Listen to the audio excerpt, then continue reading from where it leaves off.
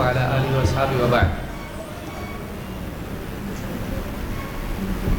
تمام تعریف اللہ رب العالمین کے لیے ہے جس نے اس دینی مجلس میں ہم سب کو شریک ہونے کی توفیق دی، اور ہمارے لیے ایک شرف اور سعادت کی چیز ہے کہ آج اس مجلس میں ہمارے درمیان شیخ انیس الرحمن آدمی حفظ اللہ موجود ہیں، اور اسی طرح سے شیخ عبدالغفور جامعی آج ہمارے ساتھ اس مجلس میں ہیں۔ یہ دینی مجلس سوال و جواب کی ہے، اور جیسا کہ صبح میں آپ کو بتایا گیا تھا کہ اس مجلس میں شروع ہونے سے پہلے آپ سوالات جمع کر دیں۔ الحمدللہ سوالات وقت سے زیادہ دکھائی دے رہے ہیں، تو بہرحال جیسا کہ کل بھی میں نے کہا تھا اور آج بھی کہ وقت اس کے لیے متعین ہے، اور سارے سوالات کے جوابات دینا بعض اوقات وقت کے اعتبار سے بھی مشکل ہو جاتا ہے۔ تو اس مجلس میں بنیادی قاعدہ جو لوگ نئے ہیں ان کو یاد رہے کہ سوال و جواب کے لیے اس طرح کی چٹھیاں باہر مل رہی ہیں، اس پہ اپنا سوال لکھ کے دے دیں، اور ایک چٹھی پر ایک سوال لکھیں، اور بہتر ہے کہ جو باتیں موضوع سے متعلق ہیں وہ ہوں۔ اگر اس کے علاوہ بھی کوئی سوال پوچھتے ہیں تو کوئی حرج نہیں۔ سوال پوچھنے کا مقصد کسی کا امتحان لینا یا کسی کو ایسا سوال پوچھنا جس سے فتنہ ہو مناسب نہیں ہے۔ واقعی انسان کا اپنا فائدہ دین کا اس میں ہوتا ہو، ایسا سوال آدمی پوچھے جس سے اس کا آخرت کا دین کا فائدہ ہوتا ہو۔ اسی طرح سے مجلس میں یہ بھی کوشش کریں کہ کوئی شور شرابہ نہیں ہو۔ اگر کسی کو سوال پوچھنا ہے تو جیسے ہماری تمام مجالس میں عموماً یہ طریقہ ہوتا ہے کہ سوال لکھ کر دیا جاتا ہے، اس کو جواب دیا جاتا ہے۔ یہ گنجائش اس مجلس کے لیے نہیں ہے کہ کوئی آدمی کھڑے ہو کر سوال پوچھے، اور اس سے برا یہ ہے کہ آدمی جواب ملنے کے بعد اس پر مطمئن نہ ہونے کی وجہ سے بحث کرنے لگے۔ یہ سوال و جواب کی مجلس ہے، بحث و مباحثہ کی نہیں۔ لہذا کسی انسان کے بس میں یہ نہیں ہے کہ وہ سب کو مطمئن کرے، سب کو مطمئن کرنا ہمارا کام نہیں ہے۔ ہاں یہ ہے کہ اگر کوئی سوال آپ کا ہے اس کا جواب ہم دے سکتے ہیں، اب آپ مطمئن ہوتے ہیں یا نہیں ہوتے ہیں وہ آپ کا معاملہ ہے، لیکن جواب ہم کو جو معلوم ہے وہ دیا جائے گا۔ جو بھی علماء جواب دیں گے یہاں پر جو ان کی تحقیق ہے اس کے مطابق جواب وہ دیں گے۔ ضروری نہیں ہے کہ پوچھنے والے کو ان کی تحقیق سے اتفاق، تو یہ ان کی ذمہ داری نہیں کہ ہر ایک کو راضی کریں۔ علماء کی ذمہ داری یہ ہوتی ہے کہ جو ان کی اپنی تحقیق ہے اس کے مطابق وہ جواب دیں۔ لہٰذا اگر کسی کو اس جواب سے اتفاق نہیں ہو تو اس کو یہ حق بھی حاصل نہیں ہے کہ جب وہ عالم کی تحقیق سے متفق نہیں ہے تو عالم کو اپنی بات منانے کی کوشش کرے۔ وہ خود اپنی تحقیق دوسروں پہ تھوپ نہیں سکتا ہے۔ لہٰذا ادب کا لحاظ بھی اس میں کرنا چاہیے۔ بعض اوقات ایسا ہوتا ہے بعض مجالس میں کچھ لوگ آ کے شور شرابہ کرتے ہیں، اپنی بات منوانے کی کوشش کرتے ہیں۔ اس طرح کی چیز نہ کریں، اس سے آدمی کا اپنا وقار کم ہوتا ہے۔ لہٰذا یہ سوالات ہیں اور ایک ایک کر کے انشاءاللہ ہم ان کو دیکھیں گے۔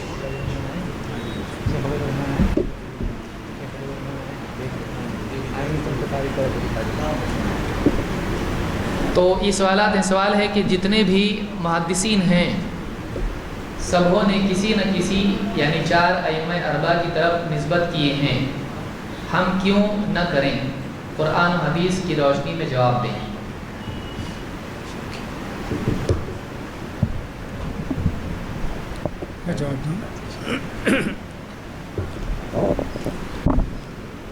بسم اللہ الرحمن الرحیم وبہ نستعین سبحانک لا علم لنا الا ما علمتنا انک انت العلیم الحکیم رب اشرح لی صدری ویسر لی امری واحلل عقدۃ من لسانی یفقہوا قولی رب اغفر وارحم انت خیر الراحمین رب زدنی علما۔ پہلی بات تو جیسے ہمارے شیخ نے کہا کہ سوال جواب کی مجلس، اس کا ثبوت ہے کیا؟ قرآن حدیث سے وعظ کی مجلس ہوتی ہے، تقریر کی مجلس ہوتی ہے، بیان کی مجلس ہوتی ہے، سوال جواب کے لیے بھی مجلس رکھ سکتے ہیں کیا؟ نبی کریم صلی اللہ علیہ وسلم ایک مرتبہ تشریف فرما ہوئے اور صحابہ سے کہا سلونی ما شئتم، جو چاہے پوچھو جی، جو چاہے پوچھو میں بتاتا ہوں، جو اللہ نے مجھے بتایا بتاتا ہوں۔ بہرحال کو صحابہ نے سوال کیا۔ سالم رضی اللہ عنہ نے پوچھا کہ میرے والد کون ہے؟ کہا حذیفہ۔ اس طرح کے سوالات کچھ صحابہ نے کیے۔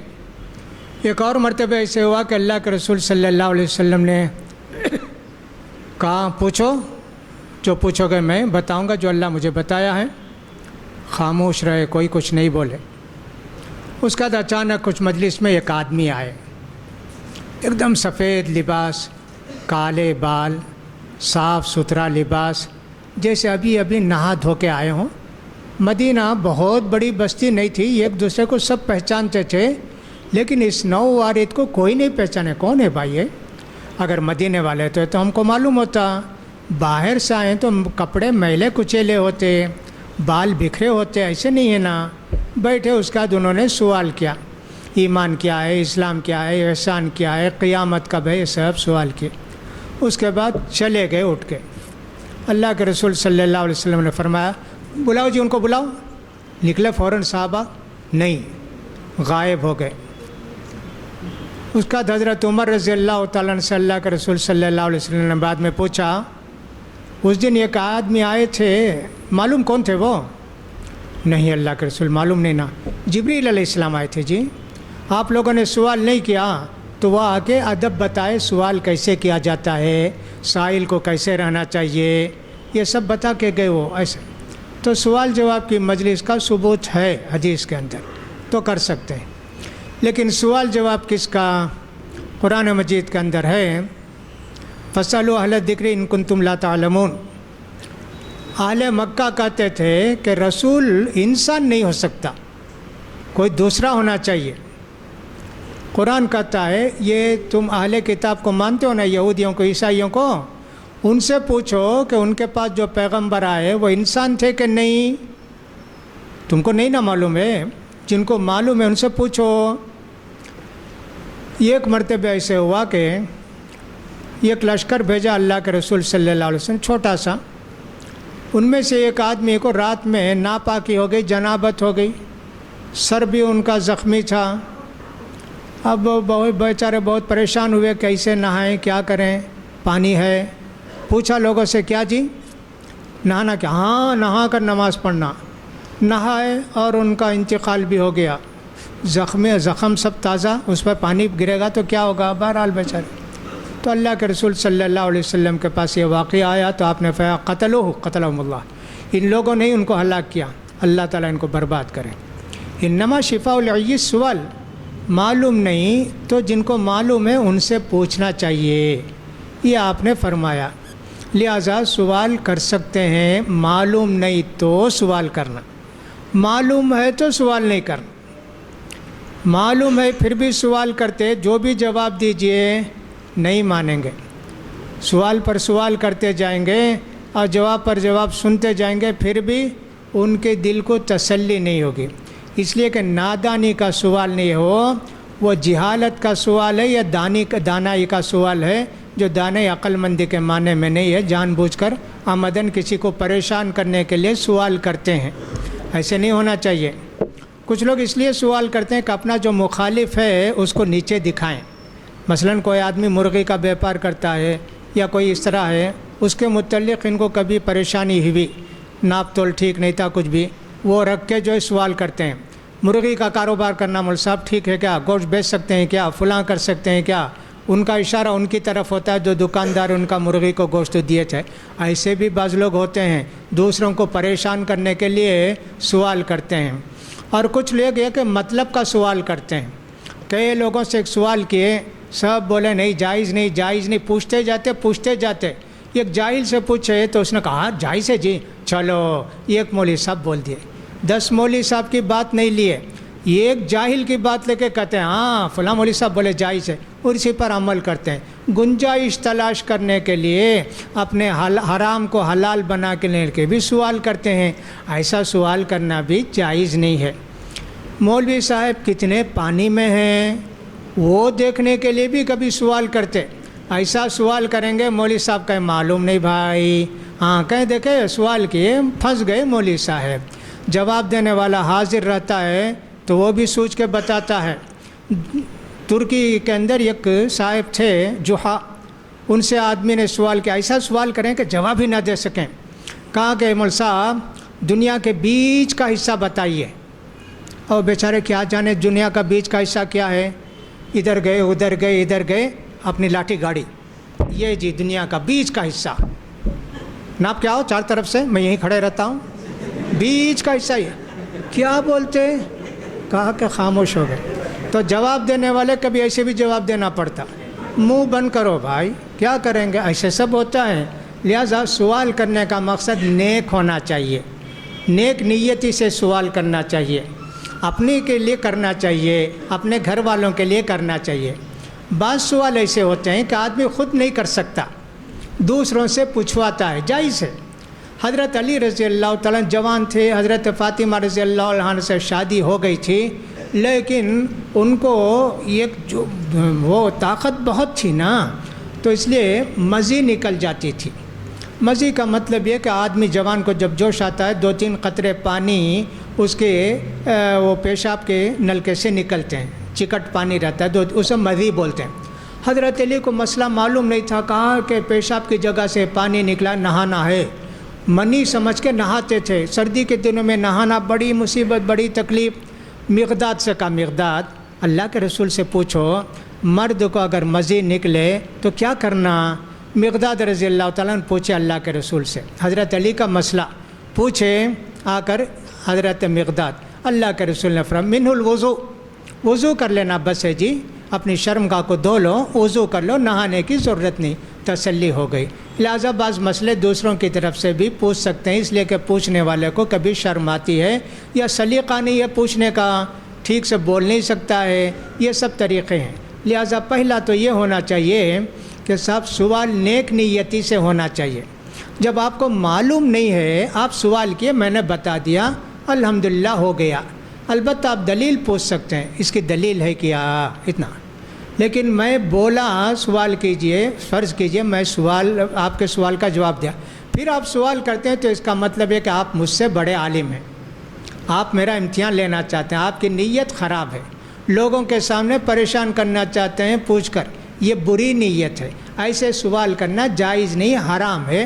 لہٰذا کبھی کبھی ایسے بھی ہوتا، کبھی اعتراض کرنے کے لیے لوگ آتے کہ صاحب فلاں کیا ہے، فلاں مسئلہ کیا ہے، کیوں ایسے ہوتا ہے، ایسے سب بھی پوچھتے ہیں لوگوں، صرف اس لیے کہ صاحب اپنے دل کی بھڑاس نکالنے کے لیے، یا کہ صاحب اپنے آپ کو ذرا اونچا بتانے کے لیے، ایسے بھی نہیں ہونا چاہیے۔ کبھی میں نے پوچھا کہ صاحب بتاؤ کیا مسئلہ ہے، سب لوگ خاموش تھے، ایک آدمی سوچ رہے سب خاموش ہیں کیا، اٹھ کر فوراً پوچھے، 300 آدمی تھے مسجد میں، کوئی نہیں پوچھا، میں پوچھا سوال۔ ہاں، اپنے آپ کو بتانے کے لیے کبھی سوال کرتا ہے، سب نہیں ہونا چاہیے، نیک نیتی سے سوال کرنا چاہیے، اس کا خیال کرنا چاہیے۔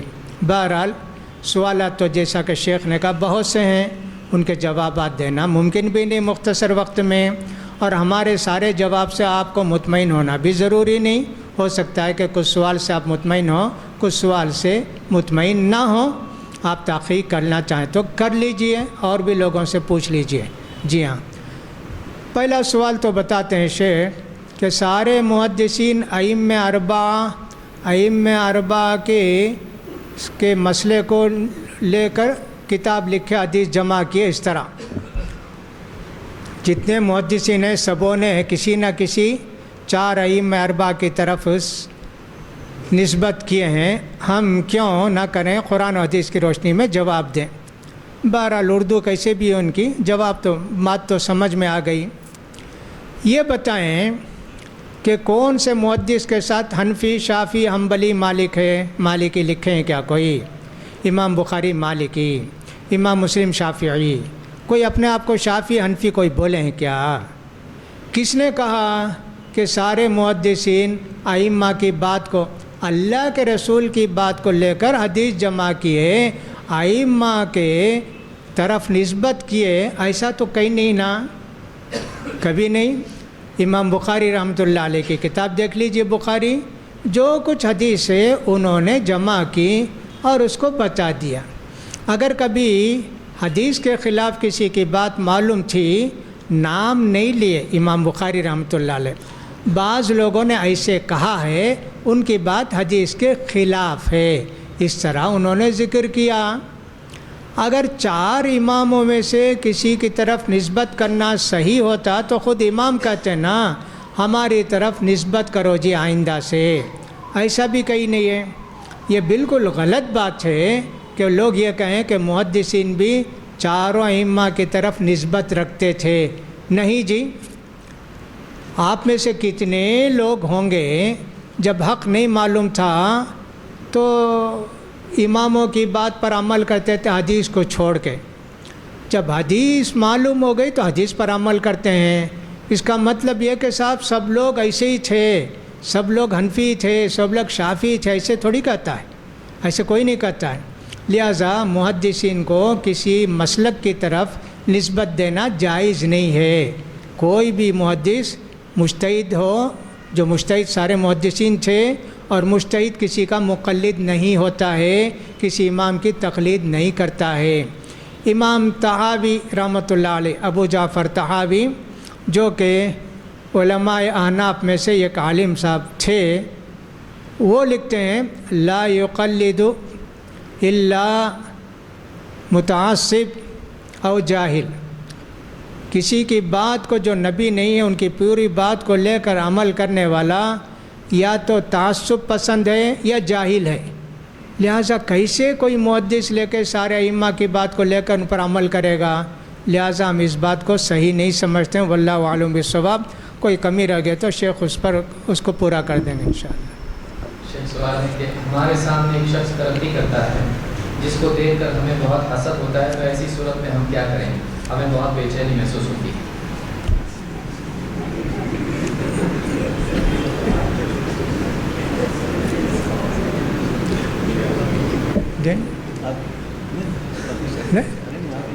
اللہ اکبر۔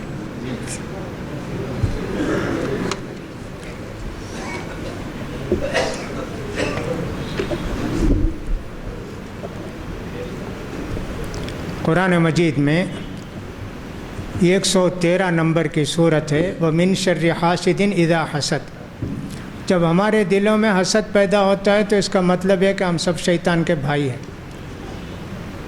کسی کی ترقی دیکھ کر آدمی تکلیف محسوس کرتا ہے، کڑتا ہے، اور اس کی نعمت اور اس کی حیثیت ختم ہو جانے کی تمنا کرتا ہے، تو اس کو حسد کہتے ہیں، اور یہ بہت بری چیز ہے۔ اس سے پناہ، اللہ کی حفاظت، اللہ کی پناہ چاہنے کا قرآن مجید کے اندر حکم دیا گیا ہے۔ لہٰذا یہ شیطانی وسوسہ ہے جو آپ کے دل میں پیدا ہوتا ہے۔ لہٰذا آپ کیا کریں؟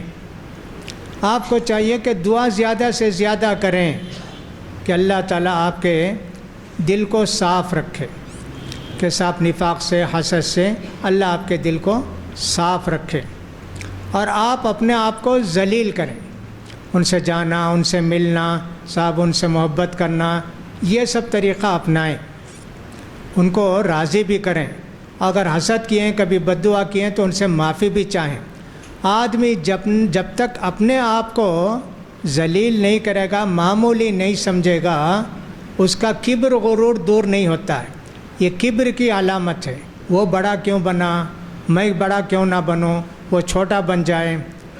یہ دعا بھی معصور منقول کی جاتی ہے، اللہم اجعلنی فی عینی صغیرہ وفی اعین الناس کبیرہ۔ اللہ مجھے اپنی نگاہوں میں چھوٹا رکھ، لوگوں کی نگاہوں میں مجھے بڑا بنا دے اللہ۔ ایسی بھی دعا ثابت ہے۔ لہٰذا آپ یہ بھائی علاج معلوم کرتے ہیں کہ صاحب میں حسد کا شکار ہوں، مجھے کیا کرنا چاہیے۔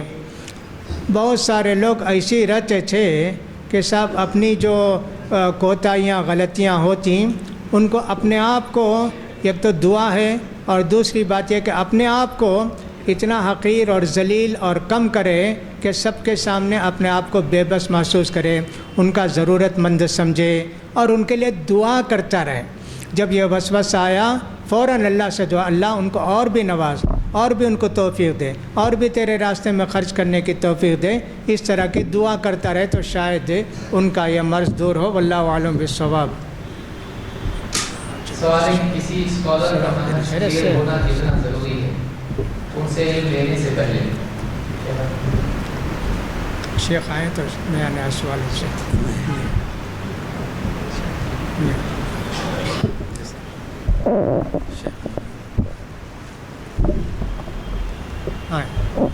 بتا سوال کسی اسکالر کا منہج کلیئر ہونا، کسی عالم کا منہج واضح ہونا کتنا ضروری ہے اس سے پہلے کہ اسے علم لیا جائے؟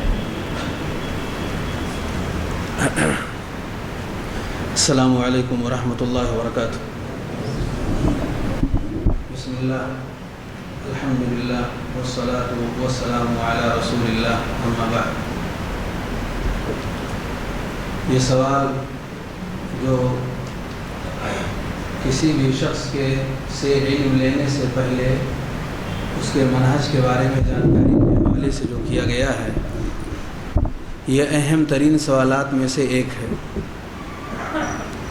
در حقیقت اللہ رب العالمین نے ہم لوگوں کو پابند کیا ہے کہ ہم علم صرف ان لوگوں سے لیں جس کے ایمان اور جس کے عمل پر ہمیں اطمینان ہو سکے۔ اس تعلق سے اگر غور کیا جائے تو اللہ رب العالمین نے پیارے نبی صلی اللہ علیہ وآلہ وسلم کو، جو کہ امی تھے، آپ کو علم دینے کے لیے اللہ رب العالمین نے جو انتظام فرمایا، اس کے لیے ایک ایسی شخصیت کو منتخب کیا جن کے بارے میں خود اللہ رب العالمین نے جن کا تزکیہ کرتے ہوئے کہا مطاع ثم امین، کہ وہ بڑے امانت دار ہیں، یعنی اپنی طرف سے کوئی چیز ملاتے نہیں ہیں، بالکل صاف اور ستھری چیزیں وہ دیتے ہیں۔ رب نے جو چیزیں دی ہیں اس کے وہ پابند ہیں۔ اسے پتہ چلا کہ معلم کو، جس سے آدمی سیکھنا چاہتا ہے، اس کے علم اور تقوی کے حوالے سے اسے اطمینان ہونا چاہیے کہ وہ قابل اعتماد ہے، امانت دار ہے۔ ہمارے اسلاف نے اس کی بڑی تاکید کی ہے۔ چنانچہ عبداللہ ابن مبارک کہتے ہیں ایھا الطالب علما ائت حماد بن زید فاستفد علما وحلما ثم قیدہ بقیدی لا کجہم وکثور وکعمر بن عبیدی۔ صاف لفظوں میں انہوں نے کہا کہ اگر آپ سیکھنا چاہتے ہیں تو ان لوگوں سے لیں جن کے بارے میں پورا اطمینان ہے، وہ قابل اعتماد ہیں۔ نام لیتے ہوئے انہوں نے صراحت کیا، جیسے کہ حماد بن زید ہیں، مشہور اور معروف محدث، جن کے اہل سنت ہونے میں نہ صرف یہ کہ شبہہ نہیں بلکہ وہ اہل سنت کے امام ہیں۔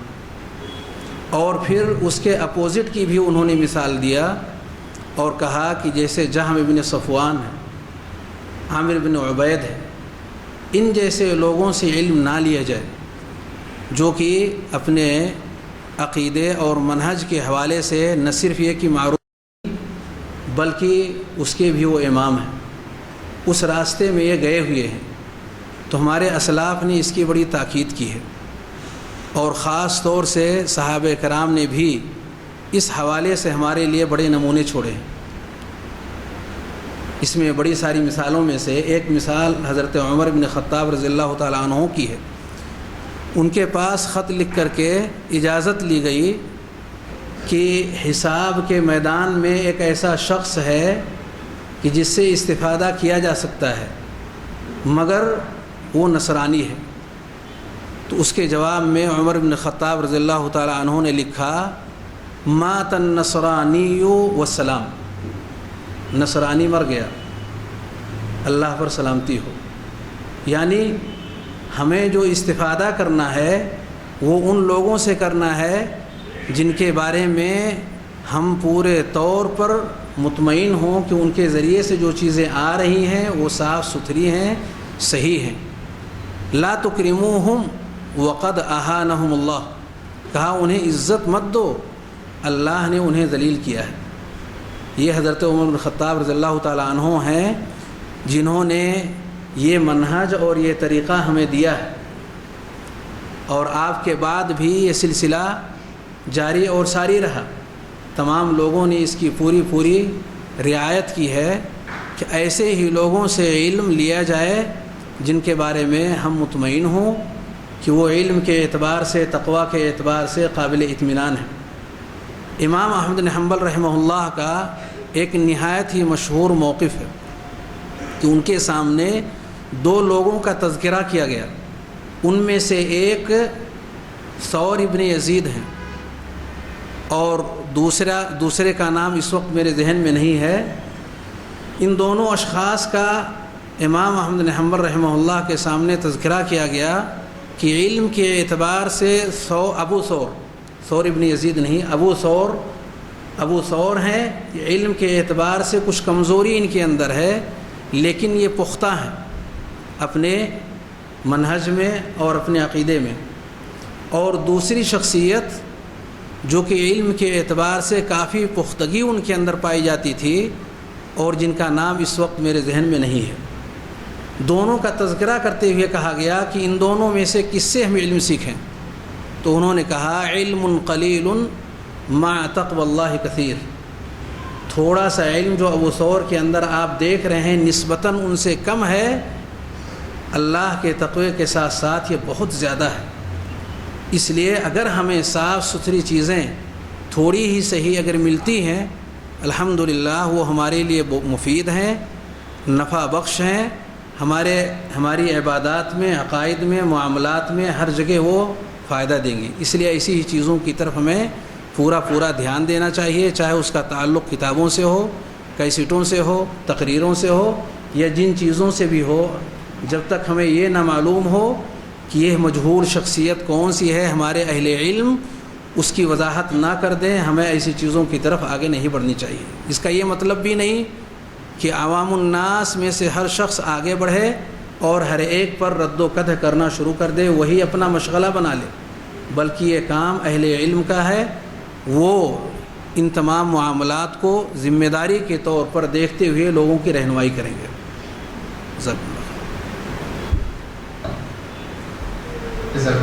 شیخ ایک سوال ہے کہ کیا داڑھی رکھنا فرض ہے؟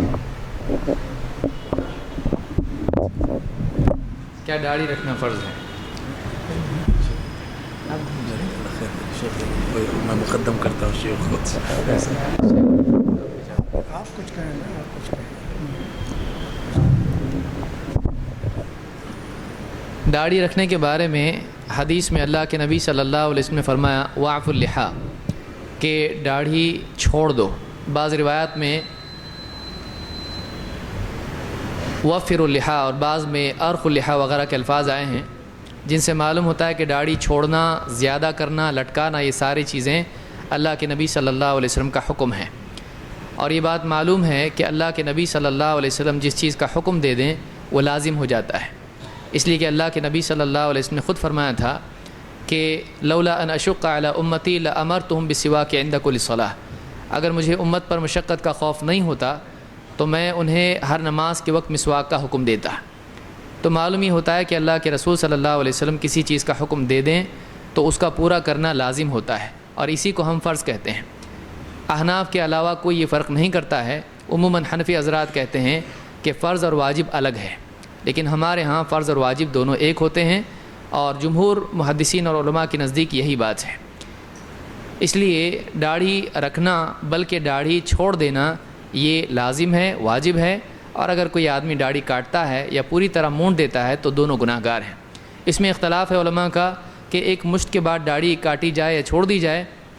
بعض علماء اس طرف ہیں کہ عبداللہ ابن عمر رضی اللہ عنہ کی طرح اس کو کاٹا جائے، لیکن وہ ہر حال میں کاٹنے کے قائل ہیں، لیکن بعض علماء نے کہا ہے کہ نہیں، اس کو حج اور عمرے میں کاٹا جا سکتا ہے، اور بعض علماء نے کہا ہے کہ نہیں، یہ بھی نہیں، بلکہ اس کو چھوڑ دینا ہی زیادہ صحیح ہے۔ تو اس اعتبار سے اختلاف علماء میں ہے، لیکن عام دنوں میں ایک مجھ سے کم کاٹنے کے اعتبار سے کسی بھی عالم کا قول اس میں نہیں ہے، جہاں تک کہ ہمارا علم ہے یہ چیز غلط ہے۔ اس لیے داڑھی چھوڑ دینا یہ چونکہ اللہ کے نبی صلی اللہ علیہ وسلم کا حکم ہے، اس لیے اس کی پابندی کرنا چاہیے اور داڑھی کاٹنا نہیں چاہیے۔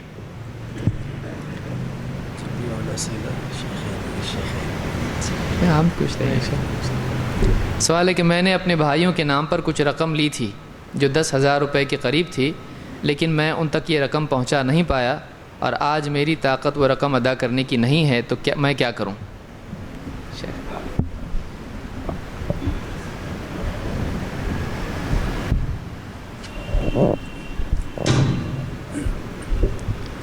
قرض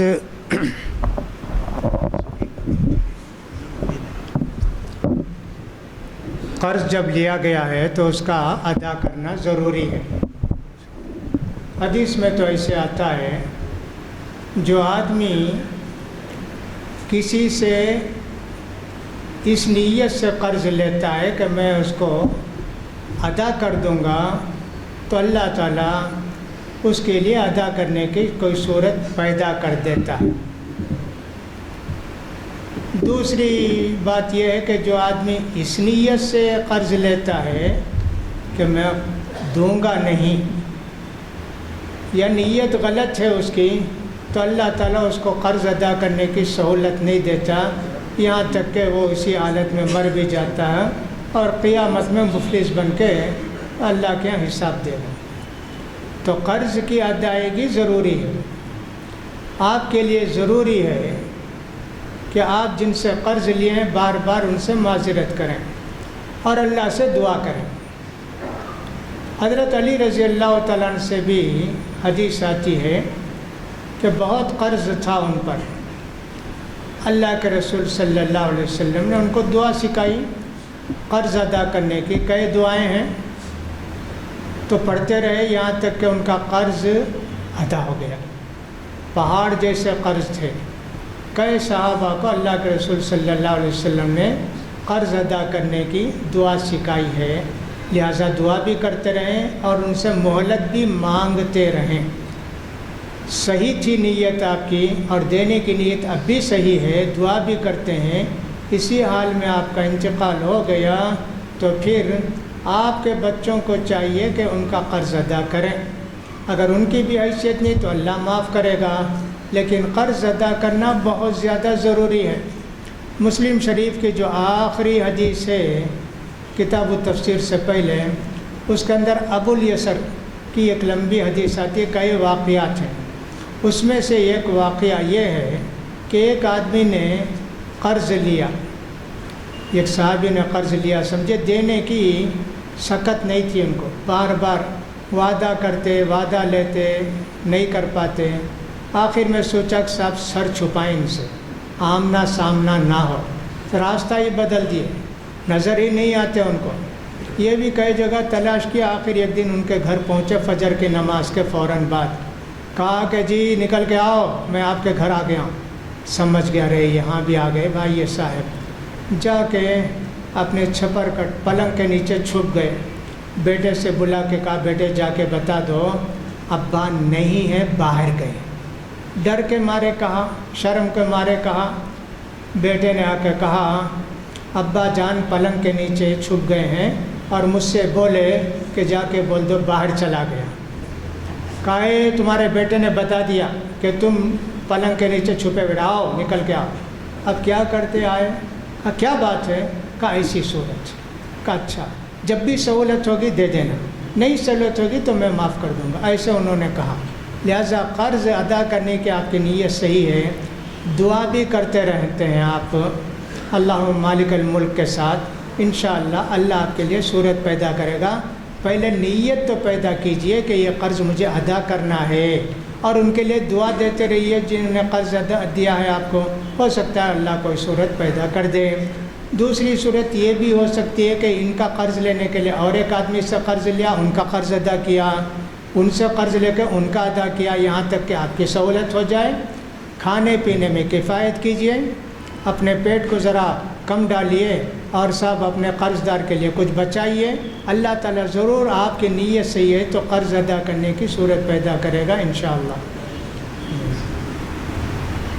سوال ہے کہ وضو پر وضو کرنے سے پہلے کیا ہمیں باوضو ہونا ضروری ہے؟ شیخ عبید الرحمن میں سمجھتا ہوں آپ جواب دیں اس کے۔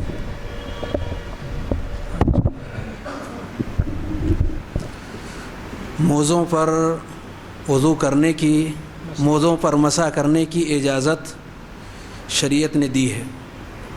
مقیم کے لیے 1 دن 1 رات اور مسافر کے لیے 3 دن اور 3 رات، لیکن اس کے لیے بنیادی شرط یہ ہے کہ موزہ جس وقت آدمی اپنے پیر میں ڈالے وہ باوضو ہو۔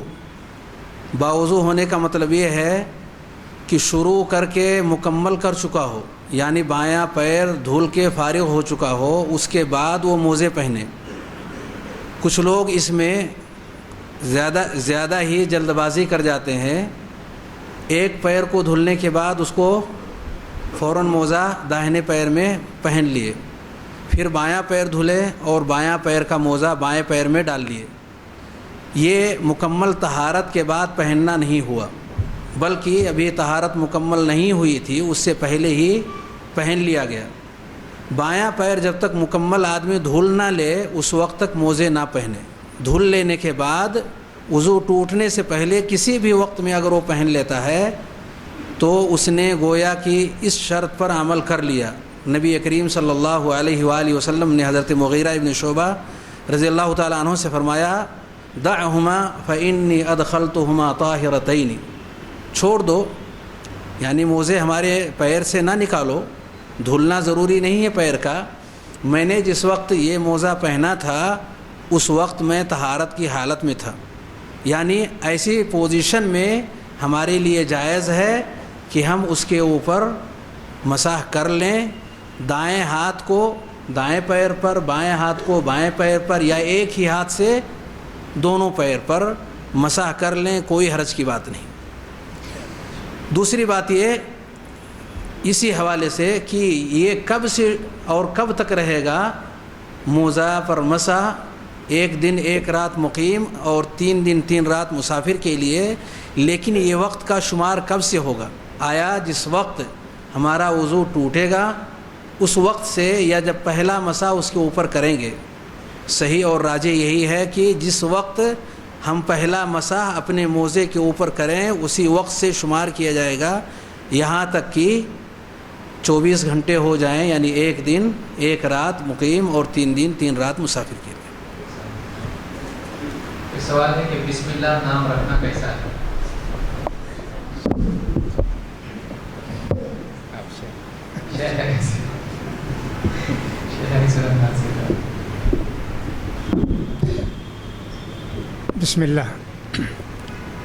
بسم اللہ نام رکھنا کیسا ہے؟ اکثر ایسا ہوتا ہے پہلا بچہ یا بچی پیدا ہوتی ہے تو اس کا نام بسم اللہ رکھتے ہیں۔ ایسا ہوتا ہے بعض جگہ ہم نے دیکھا، پہلا لڑکا پہلی لڑکی کا نام بسم اللہ، اور عام طور پر لڑکی کا نام رکھتے ہیں بسم اللہ۔ لڑکے کا میں نے کم سنا ہے، لڑکی کا سنا ہے زیادہ بسم اللہ۔ بسم اللہ بہت اچھی چیز ہے، لیکن نام کا ثبوت نہیں ہے۔ اللہ کے نام سے شروع کرتا ہوں، اللہ کے نام سے پڑھتا ہوں، اللہ کے نام سے کھاتا ہوں، اللہ کے نام سے وضو کرتا ہوں۔ بسم اللہ جس کے سامنے پڑھتے ہیں، جس کام سے پہلے پڑھتے ہیں، اس کے بعد وہ کام شروع کرتے ہیں۔ معنی کے لحاظ سے بسم اللہ اس معنی میں کچھ بھی مطلب نہیں رکھتا ہے، لہٰذا ایسے نام رکھنا چاہیے جس کا کچھ بھی معنی مطلب ہو، ویسے نام رکھنا چاہیے۔ اگر کسی نے رکھ دیا ہے تو ٹھیک ہے، اب ہم کچھ نہیں کر سکتے، اس کے شرک نہیں ہے، اس کے اندر کوئی غلط معنی نہیں ہے، لیکن ایسے نام رکھنا چاہیے کہ جس کا کوئی معنی مطلب ہو۔ لہٰذا بسم اللہ اگر کسی نے رکھا ہے نام تو ہم یہ نہیں کہیں گے کہ بدل دو، ناجائز ہے۔ یہ کہنا چاہتے ہیں کہ اگر رکھ دیا ہے تو رکھ دیا ہے، لیکن آئندہ سوچ سمجھ کے نام رکھنا چاہیے کہ بسم اللہ ہم رکھ سکتے ہیں کیا۔ نام رکھنے میں بہت ساری بدعتیں ہیں۔ بعض لوگ قرآن کھول کے اس میں نام دیکھے، ناقۃ اللہ، بیٹی کا نام رکھ دیے ناقۃ اللہ، اللہ کی اونٹنی۔ کیا مطلب اللہ کی اونٹنی؟ ایک صاحب تھے ہمارے مولانا عزیز احمد ندوی صاحب، ان کا نام رکھ دیا بیت اللہ، یعنی کعبہ۔ ندوہ پڑھنے گئے، جہاں بھی بیٹھتے طلبہ آ کے 7 چکر لگا کے بیٹھتے، اور وہ سمجھے نہیں بہت دن تک۔ بعد میں معلوم ہوا کہ یہ معنی ہے۔ جا کے مولانا ابو الحسن علی ندوی صاحب سے کہا کہ دیکھیے اسے ہو گیا، تو انہوں نے کہا اچھا تمہارا نام بدل دو، بیت اللہ کے بجائے عزیز احمد رکھ لو۔ ایسے کسی نے اپنے بچی کا نام رکھا ہنج، کہاں جی؟ کہا قرآن میں ہے جی، وَهَدَيْنَاهُ النَّجْدَيْنِ، ہنج پکڑ لیا اس کو۔ یہ سب کیا طریقہ ہے؟ اس لیے نام اگر سمجھ میں نہیں آتا ہے تو کسی عالم سے پوچھ لینا چاہیے نام رکھنے سے پہلے کہ یہ نام رکھ سکتے ہیں کیا۔ اللہ کے رسول صلی اللہ علیہ وسلم بھی بعض بچوں کا نام رکھے، جیسے منذر، کہا کہ اس کا نام منذر رکھو۔ اللہ کے رسول بھی نام رکھتے تھے، لہٰذا بہتر ہوگا کہ ایسا نام رکھا جائے جس کا کچھ معنی مطلب ہو، اس کا خیال کرنا چاہیے۔ لطیفے کے طور پر میں یہ بھی کہہ دوں، ایک آدمی کا نام تھا رحمت اللہ، اب اس کی شادی ہوئی۔ ہندوستانی کلچر میں تو ایسا ہے کہ شوہر کا نام لیے تو طلاق ہو جاتی ہے۔ اب یہ لڑکی نماز پڑھ لی 2 رکعت، اب سلام پھیرنا ہے، السلام علیکم، اب رحمت اللہ بولے گی تو طلاق ہو جائے گی نا۔ بیٹھ گئی بیچاری، کیا کریں، آخر میں کہا السلام علیکم منع کے ابا، السلام علیکم منع کے ابا۔ یہ بھی غلط مسئلہ ہے کہ شوہر کا نام لینے سے طلاق ہو جاتی ہے۔ حضرت عائشہ رضی اللہ تعالیٰ عنہ کہتی سے اللہ کے رسول نے فرمایا، عائشہ جب تم مجھ سے خوش رہتی ہے تو مجھے معلوم، جب ناراض ہوتی ہے معلوم۔ کیسے اللہ کے رسول؟ خوش رہتی ہے تو کہتے محمد کے رب کی قسم، اور جب ذرا ناراض ہوتی ہے تو کہ ابراہیم کے رب کی قسم۔ ٹھیک بولے اللہ کے رسول۔ حضرت عائشہ اپنے پیارے رسول کا نام اپنے شوہر کا نام لیتی تھیں، عمر میں کتنا فرق تھا، شوہر کا نام لینے سے نکاح نہیں ٹوٹتا ہے۔ غلط مسئلہ ہے، جاہلوں کا مسئلہ ہے۔ بہرحال نام رکھنے میں اچھے نام رکھیں تو بہتر ہے، اللہ توفیق دے۔ سوال ہے کہ سجدہ سہو کا طریقہ بتائیں، شیخ عبید الرحمن جواب دیں اس کا۔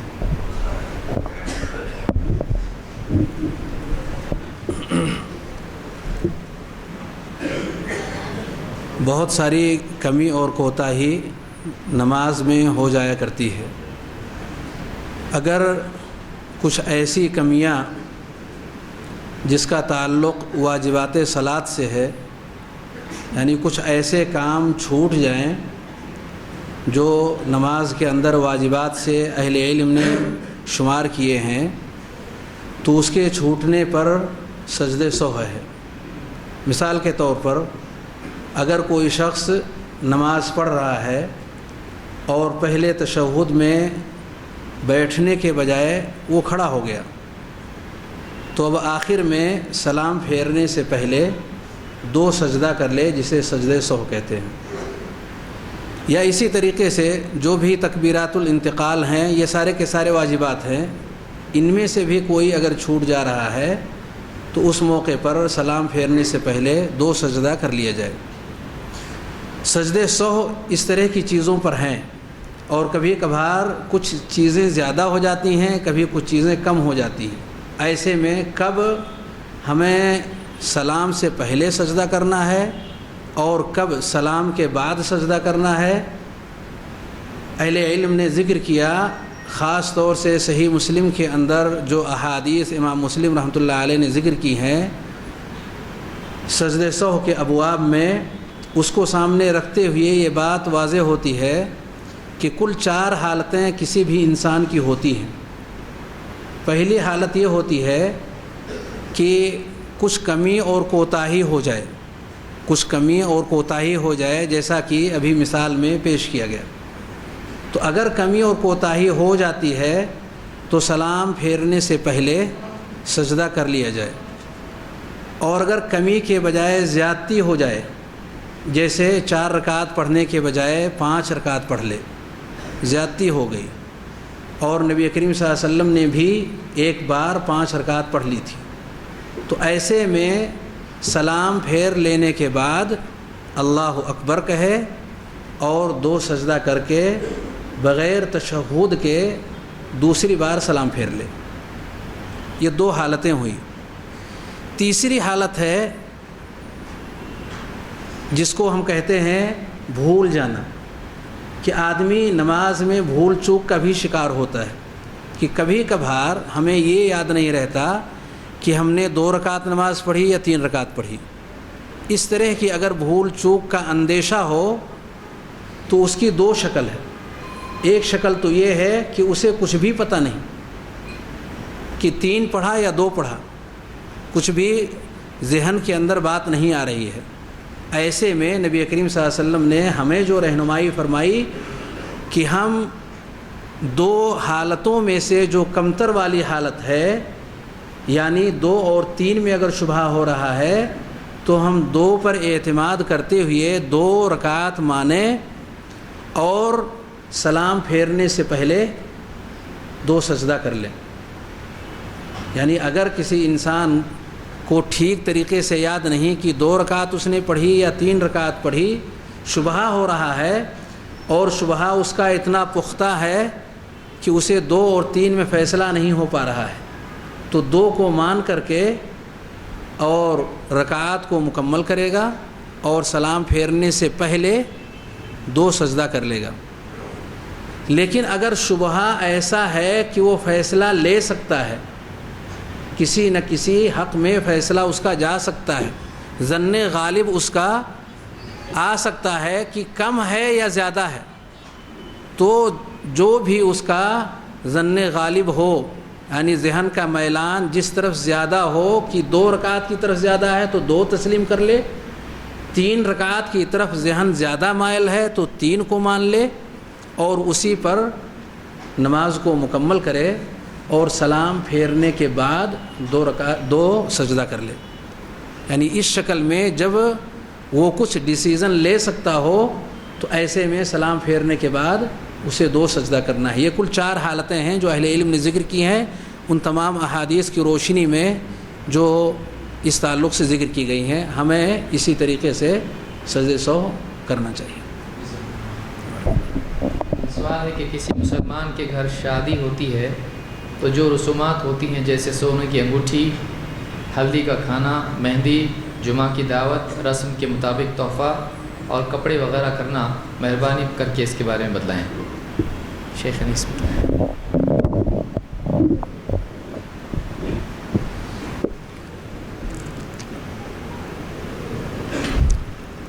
بسم اللہ الرحمن الرحیم۔ شادی از اول تا آخر رسومات، خرافات کا مجموعہ، بہت کم شادی ایسی ہوگی۔ نسبت نصارہ اور عیسائیوں کی تقلید ہے، اسلام میں نسبت کچھ بھی نہیں ہے۔ نسبت کو کہتے ہیں مانگنا یا مانگنی۔ آپ سے جا کے لڑکی مانگے تو نسبت ہو گئی، اس کے لیے تقریب رکھنا، لوگوں کو دعوت دینا عیسائیوں کا طریقہ ہے، تحفہ تبادلہ کرنا عیسائیوں کا طریقہ ہے، دعوت کے لیے لوگوں کو بلانا جا کے گھر گھر، یہ بھی اسلام کے اندر کوئی طریقہ نہیں ہے۔ کسی نے اللہ کے رسول کو دعوت نہیں دی کہ میری شادی آپ آئیے۔ رقعے چھاپنا یہ بھی عیسائیوں کا طریقہ ہے، مسلمانوں کا طریقہ نہیں ہے، اور خاص کر اس میں بسم اللہ لکھ کے کچرے میں ڈالنا اور فلاں کرنا۔ پوری شادی کو آپ دیکھیں گے تو گناہ ہی گناہ گناہ گناہ ہے۔ لہٰذا اس سے بھی زیادہ جیسے آپ بتاتے ہیں یہ ہلدی کا کھانا، میں نے تو بنگلور میں سنا چور ہلدی کا کھانا، میں نے سنا کہ سمجھا کہ شاید ہلدی چرا کے پکاتے ہیں کھانا، معلوم نہیں پہلے دن شادی کے 2 دن پہلے چور ہلدی، جمعے کے دن، ہفتے کے دن ہلدی کا کھانا، اتوار کے دن شادی کا کھانا، نعوذ باللہ۔ یہ سب چیزیں غلط ہیں، ہرگز اس میں شرکت نہیں کرنا چاہیے۔ اللہ کو راضی کرنا ہے تو بندوں کے غلط کاموں کو غلط بتانا ہوگا اور غلط کاموں میں شرکت نہیں کرنا۔ اس لیے شادی کے مسئلے میں مسلمان تباہ و برباد ہیں آج، لہٰذا شادی جتنی سادہ ہو اللہ کو اتنی زیادہ پسند ہے، لہٰذا سادہ شادی کرنا اچھا ہے، رسم و رواج سے خالی ہو، ایسی کوئی چیز نہیں کرنی چاہیے۔ لہٰذا جو لوگ یہ پوچھتے ہیں کہ صاحب ایسی سب رسمیں ہیں وہاں جا سکتے ہیں، فلاں کر سکتے ہیں کیا، تو نہیں جانا چاہیے۔ بعض مرتبہ مصیبت کھڑی ہو جاتی ہے کہ صاحب ذرا رشتہ دونوں طرف سے ہو گیا، لڑکا یا لڑکی اہل حدیث اور دوسرے حنفی یا بدعتی، اب وہ دعوت دیتے ہیں ہمارے ہاں فلاں کی دعوت ہے، نہیں جائیں گے تو لڑکی پر، ہماری بیٹی پر مصیبت آئے گی، تمہارے والد کو بلایا نہیں آئے، لڑکی کو ڈانٹتے ہیں، مارتے ہیں، پیٹتے ہیں، بلکہ لڑکے سے بھی کہ طلاق دو اس کو، ایسے بھی ہوتا ہے۔ لیکن ایک مرد مومن ان سب سے ڈرتا نہیں ہے، ساتھ نہیں دیتا ہے، اللہ کو راضی کرتا ہے، اللہ کو جب راضی کرے گا تو اللہ تعالیٰ بندوں کو راضی کرے گا۔ لہٰذا بدعت اور خرافات میں اس ڈر سے شرکت کرنا کہ اگر ہم شرکت نہیں کریں گے تو اس کے نتیجے میں کوئی مصیبت آئے گی، پریشانی آئے گی، یہ گویا تقدیر کا انکار ہے۔ لہٰذا مسلمان کو چاہیے حکمت کے ساتھ اس رسم میں نہ جائے اور ان کو ٹھیک کرنے کی، درست کرنے کی کوشش کرے۔ ایسے رسموں میں شرکت کسی بھی حالت میں جائز نہیں ہے۔ واللہ اعلم بالصواب۔ شیخ سوال ہے کہ اللہ سارے صحابہ سے جب راضی ہو گیا تو کیا صحابی بھی بدعتی ہو سکتے ہیں؟ تو وہ کون سے صحابی تھے جنہوں نے بدعت گھڑی؟ کیا کوئی صحابی دوزخی بھی ہو سکتا ہے؟ اور تراویح کو حضرت عمر رضی اللہ عنہ نے پھر اچھی بدعت کیوں کہا؟ شیخ عبید الرحمن اس کا جواب دیں۔ ورقہ ہندی میں آپ تو ہندی پڑھتے ہیں نا؟ اچھا ہندی،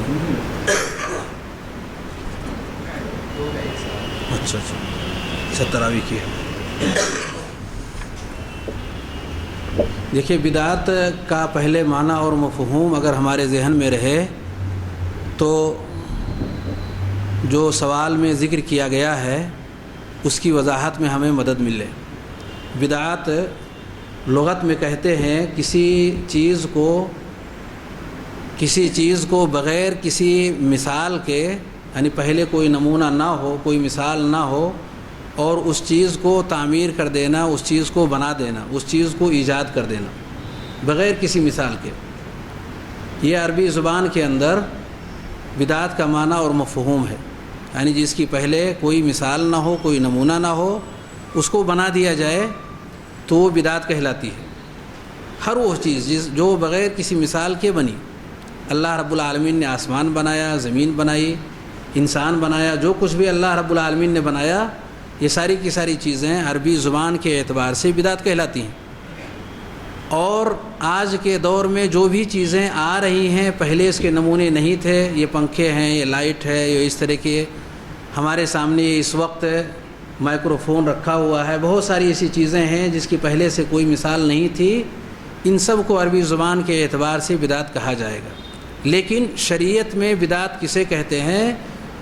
بدعت وہ ہے جس کی کوئی اصل دین میں نہ ہو، دین کے اندر کوئی اصل اور بنیاد نہ ہو، اور دین سمجھ کر کے رب کا تقرب حاصل کرنے کے لیے، نزدیکی حاصل کرنے کے لیے اسے کیا جائے، ثواب سمجھتے ہوئے اس کام کو انجام دیا جائے، وہ کام شریعت کی اصطلاح میں بدعت کہلاتا ہے۔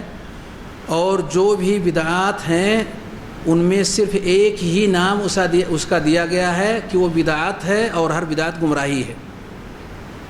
سوال میں یہ ذکر کیا گیا کہ صحابہ میں سے کیا کوئی صحابی ہے جنہوں نے بدعت کی ہے، اور اگر بدعت انہوں نے کیا ہے تو کیا وہ بدعتی کہلائیں گے؟ کیا وہ جہنمی ہوں گے وغیرہ وغیرہ، اس طرح کی جو باتیں ہیں کہی گئی ہیں صحابی کے حوالے سے۔ ہمیں سارے صحابہ کے بارے میں یہ عقیدہ پہلے ذہن میں رکھنا ہوگا کہ اللہ رب العالمین ہی نے صحابہ کے بارے میں کہا رضی اللہ عنہم ورضوا عنہ، کہ اللہ ان سے راضی ہوا اور وہ اللہ سے راضی ہوئے۔ سورہ حدید میں اللہ رب العالمین نے فرمایا لا يستوی منکم من انفق من قبل الفتح وقاتل اولئک اعظم درجة من الذین انفقوا من بعد وقاتلوا وکلا وعد اللہ الحسنى۔ فتح مکہ سے پہلے جنہوں نے نیکیاں کی ہیں، طرح طرح کی نیکیاں، چاہے وہ قتال سے متعلق ہوں یا اور دیگر ابواب سے متعلق ہوں، وہ نیکیاں جو فتح مکہ سے پہلے کی گئی ہیں ان نیکیوں کے برابر وہ نیکیاں نہیں ہو سکتی جو فتح مکہ کے بعد کی گئی ہیں، دونوں درجے کے اعتبار سے برابر نہیں ہیں۔ لیکن جو لوگ بھی فتح مکہ سے پہلے یا فتح مکہ کے بعد ایمان کے راستے پر آئے اور اچھے کام کیے، اللہ رب العالمین نے ان سے اچھائی کا وعدہ کیا۔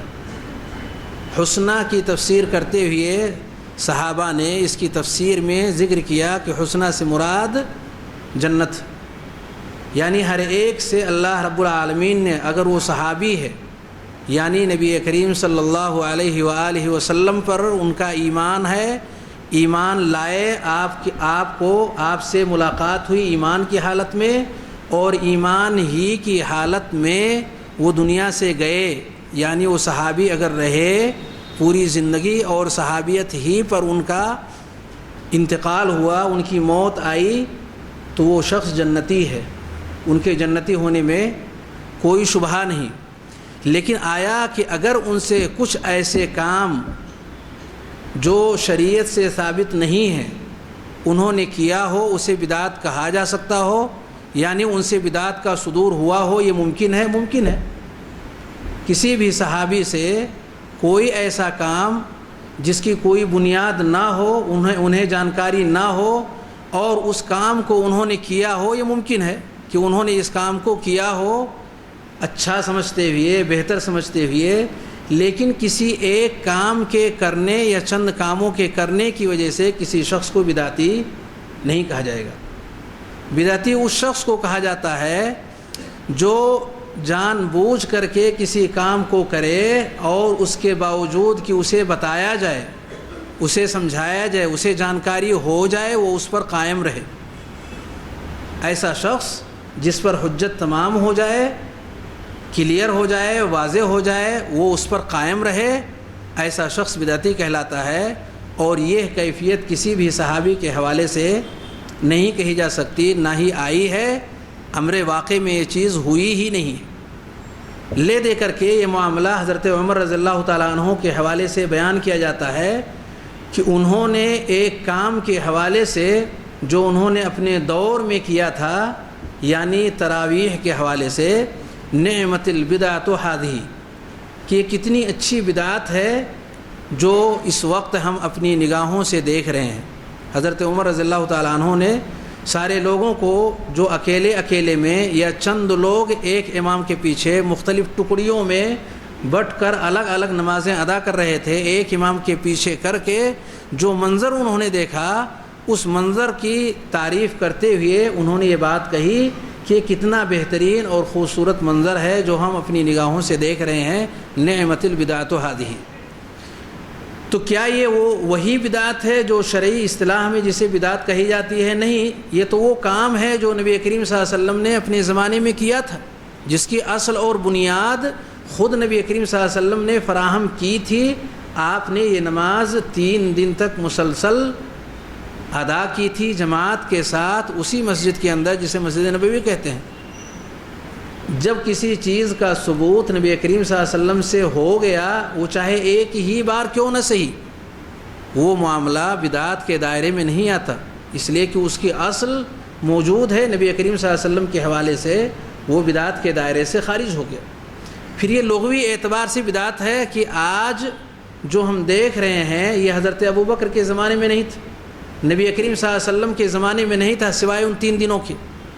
تو اس اعتبار سے یہ کہا جا سکتا ہے کہ یہ لغوی اعتبار سے حضرت عمر رضی اللہ تعالیٰ عنہ نے اسے بدعت کہا، مگر یاد رہے کہ انہوں نے، حضرت عمر رضی اللہ تعالیٰ عنہ نے لوگوں کو 8 رکعت تراویح پر اکٹھا کیا تھا، جیسا کہ موطا کی روایت ہے۔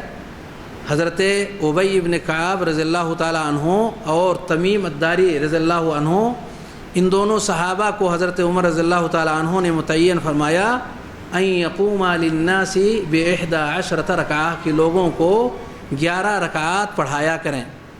یہ روایت موطا کی ہے، صحیح سند کے ساتھ میں ثابت ہے۔ امام مالک نے اپنے استاد سے، اور انہوں نے ایک صحابی ہیں صاحب بن یزید رضی اللہ تعالیٰ عنہ سے، انہوں نے یہ واقعہ نقل کیا ہے۔ وہ بیچ میں جو واسطہ ہیں ان کے بارے میں بھی اہل علم نے، خاص طور سے حافظ ابن حجر نے ثقۃ ثبت کہا ہے، یعنی وہ بالکل صحیح سند کے ساتھ میں یہ واقعہ موطا کے اندر موجود ہے۔ مگر اسی میں ایک اور روایت بھی ذکر کی گئی ہے کہ حضرت عمر رضی اللہ تعالیٰ عنہ نے لوگوں کو 20 رکعت پر، 23 رکعت پر ان کے زمانے میں لوگ پڑھتے تھے۔ حضرت عمر رضی اللہ تعالیٰ عنہ کے زمانے میں یزید بن خصیفہ یہ روایت کرتے ہیں کہ 20 رکعت حضرت عمر کے زمانے میں لوگ پڑھتے تھے، مگر یہ منقطع روایت ہے، یہ صحیح سند کے ساتھ یہ ثابت نہیں ہے کہ اس پر اعتماد کیا جا سکے۔ یقیناً حضرت عمر نے لوگوں کو اکٹھا کیا، یہ نبی کریم صلی اللہ علیہ وسلم کی سنت تھی، انہوں نے زندہ کیا، یہ سنت مبارک ہے، زندہ رہنی چاہیے، اس پر عمل ہونا چاہیے۔ لیکن جو انہوں نے کیا، امر واقع یہ ہے کہ انہوں نے 11 رکعات پر لوگوں کو اکٹھا کیا تھا۔ 20 کے حوالے سے جو بھی روایات ذکر کی جاتی ہیں، ایک بھی روایت اس میں ایسی نہیں ہے جو قابل اعتماد ہو۔ یزید بن رومان کی روایت یہ منقطع ہے، قابل اعتماد نہیں ہے، جو امام مالک رحمۃ اللہ علیہ نے ذکر کی ہے۔ کہنا چاہتا ہوں جی یہ جو روایت ہے جو صحیحین کی یا صحیح مسلم کی روایت کہ کچھ لوگ نبی کریم صلی اللہ علیہ وآلہ وسلم کے پاس حوض کوثر پر لائے جائیں گے اور نبی کریم صلی اللہ علیہ وسلم انہیں دیکھ کر کہیں گے سحقا سحقا لمن غیر بعدی۔ جب آپ ان کے چہرے کے نشانات کو دیکھیں گے، وضو کے نشانات کو دیکھیں گے، تو آپ کہیں گے امتی امتی، یہ میری امت کے لوگ ہیں۔ یا بعض روایات کے اندر ہیں اصحابی اصحابی، یہ میرے وہ ساتھی ہیں۔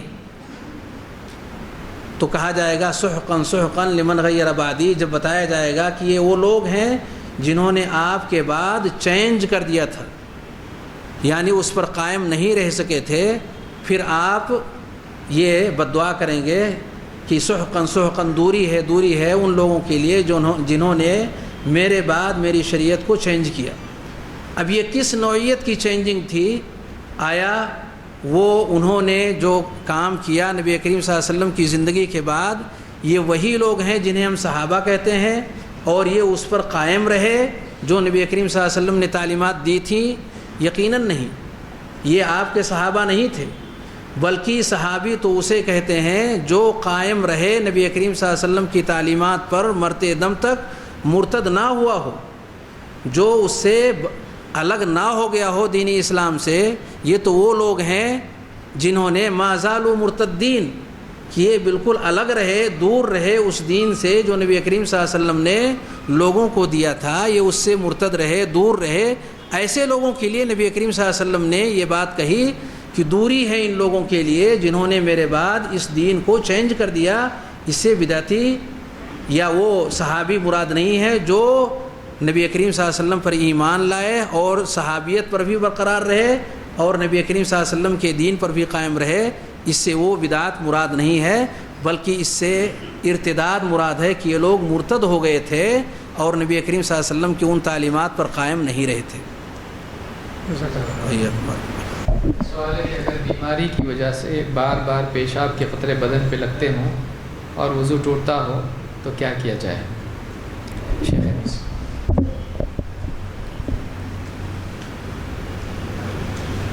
بسم اللہ الرحمن الرحیم۔ بیماری کی وجہ سے بار بار پیشاب کے قطرے گرتے ہیں، بڑھاپا ہو جاتا ہے، مثانہ کمزور ہو جاتا ہے، شوگر کے دیابیطس کی بیماری ہے، یہ بیماری پیدا ہو جاتی ہے۔ ویسے عورتوں کا حال ہے کہ ہمیشہ خون نکلتے رہتا ہے، جس کو استحاضہ کہتے ہیں۔ ایسی صورت میں کیا نماز معاف ہے؟ نماز تو بالکل معاف نہیں ہے، آپ کو اسی حالت میں نماز پڑھنا پڑے گا۔ پیشاب کا قطرہ گرتا ہے، ہاں اسی حالت میں نماز پڑھنا ہے۔ کبھی ایسا ہوا کہ اسپتال میں داخل کر دیا آپ کو اور پیشاب کے راستے کو بند کر کے نالی لگا دیا اور نالی سے بوتل میں کہ قطرہ پیشاب کا گرتے رہتا ہے، وہ صبح لگائے تو کل تک ہے، کل لگائے تو اور 2 دن تک بھی رہتا ہے، کیا اتنے وقت کی نماز معاف ہو جاتی ہے؟ نہیں معاف ہوتی، آپ کو نماز پڑھنا ہی ہے۔ البتہ آپ یوں کریں کہ پیشاب کے قطرے ٹپکتے ہیں، لنگوٹ باندھیں، پیشاب کی جگہ کوئی ایسی چیز رکھ لیں کہ پیشاب اسی میں گرے، مسجد وغیرہ میں، راستے میں، گھر میں نہ گرے۔ یہ ایک احتیاطی تدبیر ہے۔ دوسری تدبیر یہ ہے کہ آپ جب نماز کا وقت آیا اس کپڑے کو ہٹا کر دھو کر اپنی شرمگاہ کو وضو کریں، پھر نماز شروع کریں۔ رکوع کو گئے یہ قطرہ گرا، سجدے کو گئے تو یہ قطرہ گرا، ایسی حالت رہتی ہے، اسی حالت میں آپ نماز پڑھیں گے۔ نماز کے پیشاب کا قطرہ بھی گر رہا ہے اور صاحب نماز بھی پڑھنا ضروری ہے۔ البتہ کوشش اس بات کی کریں کہ صاحب اگر کچھ کنٹرول ہو سکتا ہے تو اس وقت آپ نماز پڑھیں، کنٹرول ہی نہیں ہے، مسلسل گرتے ہیں نماز پیشاب کے قطرے تو گرنا چاہیے۔ نبی کریم صلی اللہ علیہ وسلم کے زمانے میں تو حضرت حمنہ بنت جہش کو غالباً استحاضہ تھا، خون گرتا تھا ہمیشہ، اس حالت میں اعتکاف کو بھی بیٹھی ہو، چارپار پر بیٹھی، نیچے لگن رکھ دی، اس میں پانی رکھ دی، اس میں خون کے قطرے گرتے رہتے تھے، اعتکاف نماز سب کرتی تھیں وہ، لہٰذا نماز تو بہرحال معاف نہیں ہے، احتیاط جتنی کر سکیں۔ اگر طاقت ہے آپ کو کہ رکوع کو گئے وضو ٹوٹ گیا، پھر آ کے آپ وضو کریں، شرمگاہ کو دھو کے اس کپڑے کو بدل کے پھر بھی کرتے ہیں تو اب طاقت نہیں ہے۔ فاتقوا اللہ ما استطعتم، جتنا ہو سکے اللہ سے ڈر کر زندگی گزارو۔ لہٰذا جن کے پیشاب کے قطرے بار بار گرتے ہیں اور کنٹرول کی کوئی صورت نہیں ہے، پیشاب کے قطرے گرتے ہوئے بھی وہ نماز پڑھیں گے، اور البتہ نماز کا وقت جب ہو کپڑا بھی دھو لیا، شرمگاہ بھی دھو لیا، وضو کر کے نماز پڑھے، پھر اس کے بعد جو قطرے کریں گے اللہ معاف کرے گا، آپ کی نماز قبول ہوگی۔ واللہ اعلم بالصواب۔ سوال ہے کہ تمام مسلکوں کا کوئی امام ہوتا ہے تو اہل حدیث کا امام کون ہے؟ باقی امام کی تقلید کرنا ضروری ہے یا نہیں؟ شیخ عبید الرحمن جان۔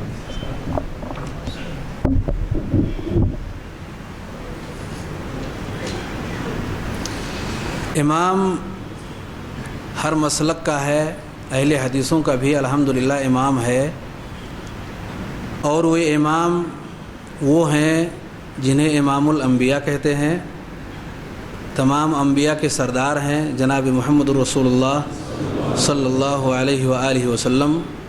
اگر امام ہی کی بات ہے تو آپ کی امامت پر کوئی شبہ نہیں ہے، کسی بھی مسلمان کو کوئی شک نہیں ہے، آپ نے تمام انبیاء کی امامت کرائی ہے، اس پر بھی شبہ نہیں ہے۔ تو آپ نہ صرف اس امتیوں کے سارے لوگوں کے امام ہیں بلکہ سارے انبیاء کے بھی آپ امام ہیں اور سید الانبیاء ہیں۔ اس لیے اہل حدیثوں کے حوالے سے یہ بات بالکل واضح ہے کہ ان کا امام سید الانبیاء ہیں جناب محمد رسول اللہ صلی اللہ علیہ وآلہ وسلم۔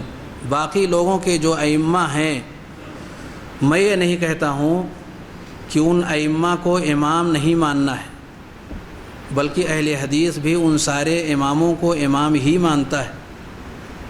یہ اور بات ہے کہ اہل حدیث ان اماموں کو امام الانبیاء نہیں مانتا، جناب محمد رسول اللہ صلی اللہ علیہ وآلہ وسلم کے درجے میں انہیں نہیں کرتا، بلکہ انہیں انہی کے درجے میں رکھتے ہوئے ان کے علم سے استفادہ کرنے کا قائل ہے۔ تمام جتنے بھی اہل حدیث ہیں، اہل حدیث کے جو ائمہ ہیں، اہل حدیث کے جو علماء ہیں، اہل حدیث کے مسلک سے جو لوگ بھی وابستہ ہیں، ان کا یہ عقیدہ ہے کہ جتنے بھی ائمہ گزرے ہیں ہر ایک کا نہ صرف احترام کیا جائے، ہر ایک کا نہ صرف یہ کہ ان کی عزت اور ان کی قدر کی جائے، بلکہ ان کی کتابوں سے اور ان کے فقہ و فتاووں سے اور ان کی جو بھی علمی میراث ہے اپنا میراث تسلیم کیا جائے۔ اس وقت تک آدمی کا علم پختہ اور ٹھوس اور مضبوط نہیں ہوگا جب تک کہ وہ علم چاروں طرف سے، جہاں بھی علم ہے ہر جگہ سے اس کو حاصل کرنے کی کوشش نہ کرے۔ اسی لیے امام شافعی رحمۃ اللہ علیہ امام احمد بن حنبل سے کہتے تھے کہ آپ کو حدیث کے بارے میں مجھ سے زیادہ جانکاری ہے، اگر آپ کے پاس حدیثیں ایسی آئیں جو کوفہ میں رہنے والے لوگوں کے پاس ہیں، بصرہ میں رہنے والے لوگوں کے پاس ہیں، بغداد میں رہنے والے لوگوں کے پاس ہیں، مصر میں رہنے والے لوگوں کے پاس ہیں، کہیں سے بھی وہ علم آپ کو حدیث کے حوالے سے اگر ملتا ہے تو آپ ہمیں اس کی خبر دیں تاکہ ہم اس سے استفادہ کریں۔ یہ ان ائمہ کا طریقہ تھا اور اہل حدیث انہی طریقوں پر قائم ہے۔ اس کا یہ معنی بھی نہیں ہے کہ ان ائمہ سے جو بھی چیزیں ہمیں ملیں اس کو ہر حال میں واجب التسلیم کرنا ہے، یعنی جیسے کہ امام الانبیاء سے جو چیزیں ملتی ہیں وما ينطق عن الهوى ان هو الا وحی یوحى، کہ جو کچھ بھی آپ جس حالت میں بھی آپ کی طرف سے کوئی چیز مل جائے، تمام انسانوں کے لیے ضروری ہے کہ انہیں وہ مانیں اور اس کے مطابق اپنی زندگی کو ڈھالیں۔ یہ معاملہ صرف آپ کے لیے خاص ہے، آپ کے علاوہ کے لیے وہ معاملہ ہونا چاہیے جو کہ امام مالک رحمۃ اللہ علیہ نے فرمایا تھا، کل یؤخذ من قولہ ویرد الا صاحب ھذا القبر، ہر ایک سے لیا بھی جائے گا اور ہر ایک کا چھوڑا بھی جائے گا سوائے اس قبر والے یعنی نبی کریم صلی اللہ علیہ وآلہ وسلم کے۔ جو چیزیں حق کے موافق ہوں، کتاب و سنت کے موافق ہوں، انہیں لیا جائے گا، جو کتاب و سنت کے موافق نہ ہوں، اس کے مخالف ہوں، ایسی چیزوں کو رد کر دیا جائے گا، اسے لیا نہیں جائے گا۔ لیا اسے جائے گا جو قبر والے کے، جو نبی کریم صلی اللہ علیہ وآلہ وسلم کی طرف سے چیزیں آ رہی ہیں جو کتاب و سنت کے موافق ہیں۔ یہی پیغام ہے اہل حدیث کا ہر زمانے کے اندر، اور آج کے دور میں بھی وہی پیغام ہے کہ اگر کوئی شخص یہ چاہتا ہے کہ ہر طرح کی ضلالت سے، ہر طرح کی گمراہی سے، ہر طرح کے اختلافات سے اپنے آپ کو دور کر لے، تو اس کے لیے صرف وہی طریقہ ہے جو آپ نے صحابہ کو دیا کہ اگر نجات پانا چاہتے ہیں تو ما انا علیہ و اصحابی پر اکٹھے ہو جائیں، یعنی جو نبی کریم صلی اللہ علیہ وسلم نے اختیار کیا اور جس پر آپ کے صحابہ چلے، اور ساتھ ہی ساتھ جہاں ہمیں یہ اختیار کرنے کی طرف ابھارا گیا، وہیں اس کے ساتھ ساتھ ہمیں اس بات کی طرف بھی دھیان دینا ہوگا کہ ہر طرح کی بدعتوں سے انسان کو دور رہنا ہوگا، تب جا کر کے وہ نبی کریم صلی اللہ علیہ وسلم کی صحیح اور سچی اتباع کرنے میں کامیاب ہو سکے گا۔ سوال یہ کہ اگر شوہر جہنم میں چلا جائے اور بیوی جنت میں چلی جاتی ہے تو جنت میں اس کا شوہر شیخ انیس صاحب۔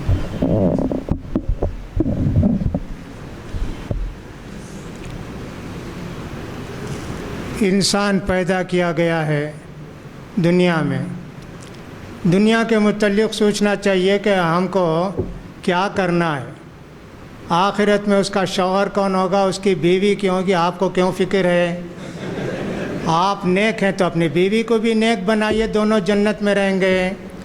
بیوی نیک ہے، شوہر غلط ہے تو بیوی کو چاہیے ان کے شوہر پہنچا دیں ان کے بیویوں کو پیغام، اس لیے کہ بیویاں نہیں ہیں نا، کہ ان کو نیک بنائیں، دونوں جنت میں رہیں گے۔ یہ سوال کیوں کیا جاتا ہے وہاں کون ہوگا؟ ہوگا جس کو اللہ چاہے گا اس کو رکھے گا۔ اگر کوئی شوہر نیک تھا، اس کی بیوی نافرمان تھی، تو ہو سکتا ہے کہ اس فرما بردار بیوی کا یہ شوہر نیک شوہر اللہ تعالیٰ اس کو نصیب کرے۔ اس کی فکر مت کیجئے، جتنی باتیں شریعت میں آئی ہیں اسی پر اکتفا کیجئے، دنیا کی باتوں کو سوچئے، جنت میں کیا ہوگا، کیسے ہوگا، کدھر ہوگا، یہ سب کد سوچتے ہیں، جواب دینا بھی پڑتا ہے۔ ویسے ہی کبھی کبھی ایک آدمی سگریٹ پینے کا بڑا شوقین تھا، اس نے کہا کہ صاحب جنت میں یہ کہ جو چاہے وہ ملے گا، سگریٹ بھی ملے گا کیا؟ کہا ضرور ملے گا، جلانے کے لیے جہنم کو جانا پڑے گا۔ سوچنا چاہیے دنیا کی باتیں، ادھر ادھر کی باتیں کیا سوچیں میرے بھائی، ایسے نہیں ہونا چاہیے۔ دوسری بات یہ کہ ہمارے عزیز ہمارے ڈاکٹر عبید الرحمن صاحب نے بڑی عمدہ باتیں کہیں ائمہ کے تعلق سے، الحمدللہ بالکل متفق ہیں، سارے مسلمانوں کا امام کوئی ہوتا ہے۔ صحابہ کے امام کون تھے جی؟ تابعین کے امام کون تھے جی؟ پھر وہی ہمارے بھی امام ہیں۔ کیسے ہم کہیں کہ صاحب ہمارے امام کوئی دوسرے ہیں؟ سید الانبیاء ہیں جب، امام الانبیاء ہیں، انہی کو ہم بھی، جن کو صحابہ مانے، جن کو تابعین مانے، انہی کو ہم بھی امام مانتے ہیں۔ امام کا مطلب سب سے آگے رہنے والا، سب سے قابل۔ امام لغت کا بھی ہوتا ہے، حدیث کا ہوتا ہے، تفسیر کا ہوتا ہے، اور بہت ساری چیزوں کا امام ہوتا ہے۔ پیشوا، ماہر ایک آدمی کا، سب سے ماہر، سب سے کامل، سارے نبیوں کے سردار ہمارے پیارے نبی، سارے لوگوں کے امام ہیں، تو ہمارے امام ہیں جی سید الانبیاء۔ اس لیے صحابہ کے جو امام تھے، تابعین کے جو امام تھے، وہی ہمارے بھی امام ہیں انشاءاللہ۔ سوال یہ ہے کہ کیا رات بھر نماز پڑھنا جائز ہے؟ شیخ عبید، کیا رات بھر نماز پڑھنا جائز ہے؟ دیکھیے ابھی کچھ دیر پہلے اشارہ دیا گیا کہ نبی کریم صلی اللہ علیہ وآلہ وسلم کی سچی اتباع کر کے ہی آپ کے دیے ہوئے طریقے پر چل کر کے ہی ہمیں نجات ملے گی، تو ہمیں ہر کام میں یہی دیکھنا ہے کہ کیا نبی کریم صلی اللہ علیہ وآلہ وسلم کا طریقہ اس پر ہے یا نہیں ہے۔ نبی کریم صلی اللہ علیہ وسلم کے بارے میں حضرت عائشہ صدیقہ رضی اللہ تعالی عنہ فرماتی ہیں کہ آپ نے پوری رات آنکھوں میں نہیں کاٹی، یعنی اللہ رب العالمین کی عبادت کرتے ہوئے کہ پوری رات آپ جاگ کر کے رب ذوالجلال کی عبادت کیے ہوں، ایسا آپ نے نہیں کیا ہے۔ اور آپ نے رد بھی فرمایا ان لوگوں کا جو ارادہ فرمائے تھے کہ ہم راتوں رات اللہ کی عبادت کریں گے، تو آپ نے کہا میں سوتا بھی ہوں اور اللہ رب العالمین کی عبادت بھی کرتا ہوں، اور تم میں سب سے زیادہ میں تقوی والا ہوں، اللہ سے ڈرنے والا ہوں، جو شخص ہمارے راستے سے ہٹے گا وہ ہم میں سے نہیں۔ تو گویا کہ نبی کریم صلی اللہ علیہ وآلہ وسلم کا جو طریقہ ہے وہ سونا بھی اور رات میں اٹھ کر کے عبادت بھی کرنا ہے۔ ایک دلچسپ واقعہ نبی کریم صلی اللہ علیہ وسلم کے زمانے میں ہوا۔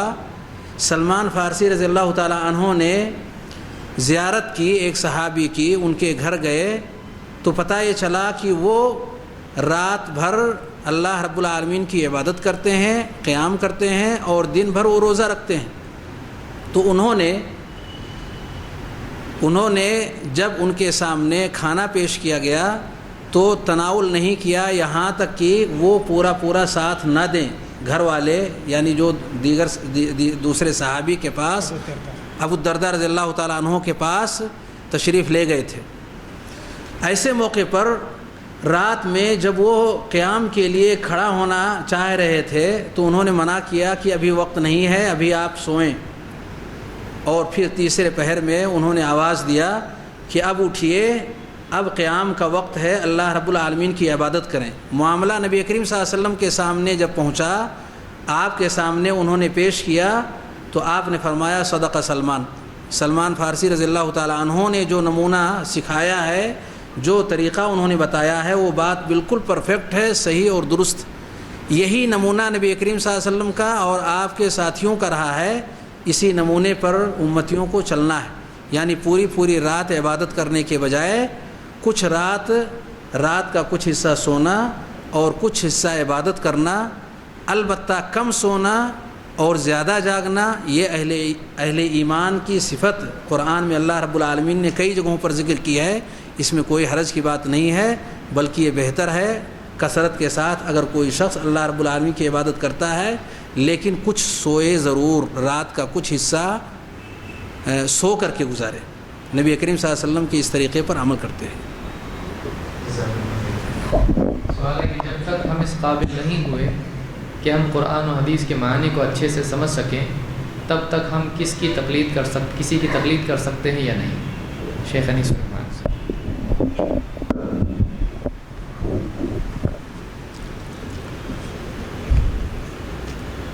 قرآن اور حدیث سمجھ کے پڑھنے کی چیز ہے۔ قرآن میں بہت ساری آیتیں ایسی ہیں کہ جن کو ہم سمجھ نہیں سکتے، جن کو متشابہات کہتے ہیں۔ سورہ آل عمران میں اللہ نے ان کو ذکر کیا۔ اللہ کا ہاتھ کیسا ہے، اللہ کی آنکھ کیسی ہے، اللہ کیسے ہنستا ہے، الف لام میم کا کیا معنی ہے، ایسی بہت ساری چیزیں ہیں قرآن حدیث میں جن کو ہم سمجھ نہیں سکتے۔ جتنا سمجھے وہ معنی سمجھنا چاہیے، اللہ سے ڈرنا، تقوی اختیار کرنا، جاہلوں سے پالا پڑے تو سلامتی کا راستہ اختیار کرنا، بہت ساری واضح چیزیں ہیں۔ زکوٰۃ دینا، نماز پڑھنا، روزہ رکھنا، یہ سب واضح ہیں۔ اس میں تقلید کا کیا معنی ہے؟ یہاں تقلید ہے ہی نہیں۔ آپ نے قرآن حدیث کا معنی مطلب اردو میں پڑھا یا مراٹھی میں پڑھا، سمجھ میں آیا۔ جو نہیں سمجھ میں آیا علماء سے پوچھیں۔ علماء کو بھی وہ متشابہات میں سے علماء کہیں گے اللہ کو معلوم، بھائی اس کا معنی ہم نہیں جانتے، معلوم ہے تو علماء بتائیں گے۔ آپ کو چاہیے قرآن حدیث پڑھیں، ایک حدیث روزانہ، 2 حدیث 3 حدیث روزانہ، 3 آیتیں روزانہ پڑھیں، ان کو سمجھنے کی کوشش کریں معنی۔ اس میں تقلید وغیرہ کو کہ مسئلہ نہیں ہے قرآن میں۔ ہاں یہ مسئلہ قرآن میں ضرور ہے کہ جاہل یہ کہتے تھے انا وجدنا آباءنا علی امتم و انا علی آثارہم مقتدون، ہمارے باپ دادا کرتے تھے ہم بھی وہی کریں گے۔ ہاں یہ ہے، یہ سمجھ میں نہیں آتا آپ کو، اچھی سمجھ میں آتا ہے نا۔ اللہ کے رسول کو جاہل ایسا جواب دیا جب قرآن حدیث آنے کے بعد باپ دادا کی بات کو مقدم رکھیں گے، یہ بات سمجھ میں آتی ہے نا۔ یہاں تقلید کا کیا معنی ہے؟ ہاں ماں باپ دادا کی تقلید نہیں کرنا چاہیے، یہ قرآن میں ہے۔ تو یہ سوال ہی عجیب ہے کہ صاحب جب تک قرآن حدیث کا معنی اچھی طرح سمجھ میں نہ آئے کس کی تقلید کریں؟ ہاں یہ پوچھ سکتے ہیں کس کا ترجمہ پڑھیں، جب تک ہم کو معلوم نہ ہو کس کا ترجمہ ہم پڑھیں، یہ البتہ آپ کہہ سکتے ہیں الحمدللہ ترجمے بہت ہیں، پڑھ سکتے ہیں، لیکن کتاب و سنت کے مطابق یا حدیث کی روشنی میں جو تفسیر کی جائے گی ان کو پڑھیں۔ جیسے امام شوکانی کے تفسیر کا ترجمہ ہے، امام ابن کثیر کے ترجمہ کا تفسیر ہے، اور اسی طرح احسن البیان ہے۔ یہ سب کتاب و سنت کی روشنی میں، احادیث کی روشنی میں تفسیر کی گئی ہیں، ان کے اندر کوئی غموض نہیں ہے، کوئی جو ہے اس طرح کا غلط مسئلہ نہیں ہے، ان کی تفسیر آپ پڑھ سکتے ہیں۔ یہ کہہ سکتے ہیں سوائے کسی تقلید کریں، یہ سوال ہی غلط معلوم ہوتا ہے۔ السلام علیکم۔ سوال ہے کہ میت کو کون سی چیزیں پہنچتی ہیں، یعنی ایصال ثواب کے لیے کیا کرنا چاہیے؟ شیخ میت کو کون سی چیزیں پہنچتی ہیں اور ایصال ثواب کے لیے کیا کرنا چاہیے؟ نبی کریم صلی اللہ علیہ وآلہ وسلم نے حضرت ابو ہریرہ رضی اللہ تعالیٰ عنہ کی حدیث میں ہے کہ جب انسان مر جاتا ہے، اذا مات الانسان انقطع عنہ عملہ الا من ثلاث، 3 اعمال کو چھوڑ کر کے اس کے باقی جتنے بھی اعمال ہیں سب منقطع ہو جاتے ہیں، اس کا کوئی بھی اجر اس تک نہیں پہنچتا، سلسلہ عمل کا بند ہو گیا۔ 3 قسم کی چیزیں نبی کریم صلی اللہ علیہ وسلم نے ذکر کی ہیں، جن میں سے صدقہ جاریہ ہے جو اس نے اپنے پیچھے چھوڑا، یا وہ علم جس سے لوگ فائدہ اٹھا رہے ہیں، یا اس کا اپنا بچہ جو اس کے لیے دعا کر رہا ہے۔ یہ 3 چیزوں کو نبی کریم صلی اللہ علیہ وآلہ وسلم نے ذکر کیا کہ اگر یہ سلسلہ جاری ہے تو اس کا اجر، اس کا ثواب میت کو اس کے مرنے کے بعد بھی پہنچتا رہے گا۔ اس حدیث میں 3 چیزوں کا نبی کریم صلی اللہ علیہ وسلم نے ذکر کیا ہے۔ اس کے علاوہ بھی کچھ اور احادیث ہیں جن سے یہ پتہ چلتا ہے کہ کچھ اور بھی چیزیں ہیں کہ اس کا اجر میت تک پہنچتا ہے۔ جیسے کہ ایک عورت نے نبی کریم صلی اللہ علیہ وآلہ وسلم سے پوچھا کہ میری ماں کا انتقال ہو گیا، اگر وہ کچھ بولتی، اگر وہ کچھ کہتی تو صدقہ کرنے کے لیے کہتی، تو کیا میں اس کی طرف سے اگر صدقہ کروں تو اس کو اس کا اجر ملے گا؟ آپ نے فرمایا ہاں۔ مسلم کی روایت میں ہے بغیر اس کے کہ اگر وہ کچھ بولتی تو صدقہ کے لیے بولتی، بلکہ اس میں صرف اس قدر ہے کہ میری ماں کا انتقال ہو گیا، کیا اگر میں اس کی طرف سے صدقہ کروں تو اس کا اجر اسے ملے گا؟ نبی کریم صلی اللہ علیہ وسلم نے فرمایا ہاں۔ اس طرح کی روایات سے اہل علم نے استدلال کیا کہ میت کی طرف سے اس کی زندگی کے بعد اگر اس کے گھر والے، اس کے قریبی، اس کے رشتہ دار اگر اس کے لیے کچھ مال خرچ کرتے ہیں تو اس کا اجر اللہ رب العالمین اسے دے گا۔ وہ مال چاہے صدقہ جاریہ کے طور پر ہو یا ایسا صدقہ ہو کہ دوسرا آدمی اٹھائے فائدہ اور وہ پھر ختم ہو جائے۔ اسی طریقے سے اگر کوئی شخص دنیا سے چلا گیا اور اس کی طرف سے اس کے گھر والوں نے، اس کے قریبی لوگوں نے حج اور عمرہ کیا، تو حج اور عمرہ اگر اس کی طرف سے کرتا ہے تو اس کا بھی اجر اللہ رب العالمین میت کو دے گا۔ جیسا کہ اس روایت سے استدلال کیا گیا کہ ایک شخص نے کہا لبیک عن شبرمہ، کہ شبرمہ کی طرف سے میں حج یا عمرہ کر رہا ہوں۔ آپ کے پوچھنے پر پتہ چلا کہ وہ کوئی قریبی شخص ہے اس شخص کا، یا اس کا بھائی ہے، اس کی طرف سے وہ کر رہا ہے۔ کہا آپ نے اپنی طرف سے کیا؟ کہا نہیں۔ کہا پہلے اپنی طرف سے کرو پھر ان کی طرف سے کرنا۔ اس میں نبی کریم صلی اللہ علیہ وسلم نے یہ تفصیل نہیں ذکر کی کہ آیا وہ شخص زندہ ہے یا دنیا سے جا چکا ہے۔ اس عموم سے استدلال کرتے ہوئے اہل علم نے حج اور عمرہ کو بھی اس کے اندر شامل کیا کہ اگر کسی میت کی طرف سے حج اور عمرہ کیا جاتا ہے تو اس کا بھی اجر اللہ رب العالمین اسے دے گا۔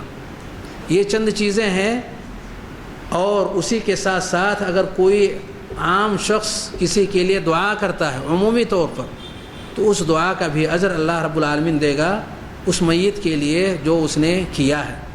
سورہ حشر میں اللہ رب العالمین نے دعا کرنے کا حکم دیا، والذین جاءوا من بعدہم یقولون ربنا اغفر لنا ولاخواننا الذین سبقونا بالایمان ولا تجعل فی قلوبنا غلا للذین آمنوا ربنا انک رؤوف رحیم۔ تو اس میں گویا کہ ہمیں دعا کرنے کا اپنے تمام مومن بھائیوں کے لیے حکم دیا گیا ہے، ہمیں اس کی پابندی کرنی چاہیے۔ البتہ یہ جو ہمارے درمیان مشہور ہے کہ قرآن میت کی طرف سے زندہ لوگ پڑھیں اور اس کو بخش دیں، اس کا کوئی ثبوت نہیں ملتا، نہ تو نبی کریم صلی اللہ علیہ وسلم کے دور میں اور نہ ہی آپ کے بعد صحابہ کرام کے دور میں اس طرح کا کوئی عمل نہیں ملتا کہ قرآن پڑھ کر کے اور میت کے لیے بخش دیا جائے۔ یہ قرآن وہ عمل ہے کہ اگر ہم نیک نیتی کے ساتھ پڑھتے ہیں تو ہر حرف کے بدلے میں اللہ رب العالمین 10 نیکیاں ہمیں دے گا، لیکن بخشنے کا یہ طریقہ ہمیں نبی کریم صلی اللہ علیہ وسلم نے نہیں دیا ہے۔ اگر ہم بخشتے بھی ہیں تو یہ ہمارا اپنا عمل ہوگا، شریعت سے اس کا کوئی تعلق نہیں ہوگا۔ سوال ہے کہ سسر بینک میں سروس پر ہے تو کیا داماد کے لیے وہاں کھانا جائز ہے؟ 4:30 ہو گئے نا، 40 کیا کہنا ہے سوال؟ اگر سسر بینک میں سروس پر ہے تو کیا داماد کے لیے وہاں کھانا جائز ہے سسر کے یہاں؟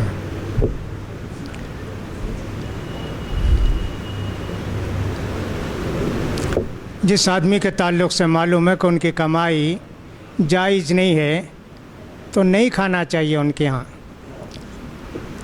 حدیث میں نعمان بن بشیر کے حدیث میں یہ آیا کہ صاحب شبہ سے بچنا چاہیے، حلال بھی واضح حرام بھی واضح ہے، وہ بینہما امور متشابہات، بعض چیزیں حرام ہیں حلال ہیں سمجھ میں نہیں آتی ہے لیکن بچنا چاہیے۔ جب حرام ہی ہو تو اس سے بچنا اور بھی زیادہ ضروری ہے۔ تو بینک میں کسی بھی طرح کی ملازمت ناجائز ہے، لہٰذا وہ کمائی بھی ناجائز ہے، تو لہٰذا آدمی کو نہیں کھانا چاہیے، ہے نا۔ اب اس کے بعد دوسرا سوال ہے جو نہیں کیا گیا کہ ان کی لڑکی سے شادی کر سکتے ہیں کیا؟ یہ اور بھی زیادہ مشکل سوال ہے بھائی، یہ بہت زیادہ مشکل سوال ہے۔ کچھ لوگوں نے شادی کر لی ہے، اب پوچھتے ہیں کہ کیا طلاق دے دیں؟ کیا نہیں جی، نہیں طلاق نہیں دینا ہے، ان کو سمجھانا ہے، ان کو کہنا صاحب اپنے باپ کو سمجھاؤ نوکری چھوڑ دیں یا تم مت کھاؤ، یہ کرنا چاہیے، طلاق ولاق نہیں دینا چاہیے، شادی ہو گئی ہے۔ تو بہرحال امام احمد بن حنبل رحمۃ اللہ علیہ ایک پیسہ بھی اگر شبے کا ہوتا ان کو کسی کا ہدیہ تحفہ زندگی میں قبول ہی نہیں کیے، بہت اصرار کیا گیا آپ قاضی بن جائیے، کہا کبھی نہیں قبول کیا۔ عمرہ نے جو تحفہ بھیجا اس کو بھی قبول نہیں کیا۔ ایک مرتبہ تو بہت سخت حاجت ہو گئی تو ایک پیالہ رکھ کے قرض لیے ایک آدمی کے پاس رہن رکھ کے، جب وہ پیسہ ادا کر دیے تو قرض جس نے دیا وہ ان کا پیالہ اٹھانے گیا تو ویسے ہی دوسرا پیالہ بھی تھا، دونوں اٹھا کر لایا، اس میں جو آپ کا ہوگا اٹھا لیجئے، دونوں ایک ہی طرح کے ہیں۔ امام احمد بن حنبل دونوں کو چھوڑ کر چلے گئے، نہیں سب مجھے بھی شبہ ہو گیا، یعنی شبے سے اتنا بچتے تھے کہ غلط چیز ہمارے پیٹ میں نہ آئے۔ اور حدیث میں بھی آتا ہے سب سے پہلے قبر میں انسان کا پیٹ پھٹے گا، لہٰذا حلال روزی سے اپنے پیٹ کو بھرو کہ تاکہ قبر میں پھٹے پیٹ تو بدبو نہ آئے، حرام کھائے گا تو بدبو ہی رہے گی، اس کے قبر میں دوہرا عذاب ہوگا۔ لہٰذا جس کی کمائی حرام ہو اس کی دعوت قبول نہیں کرنا چاہیے، اس کے گھر میں نہیں کھانا چاہیے، یہی مجھے سمجھ میں آتا، واللہ اعلم بالصواب۔ سوال ہے کہ جماعت کی نماز میں دیری سے پہنچنے پر کیا ثنا پڑھنا ضروری ہے؟ شیخ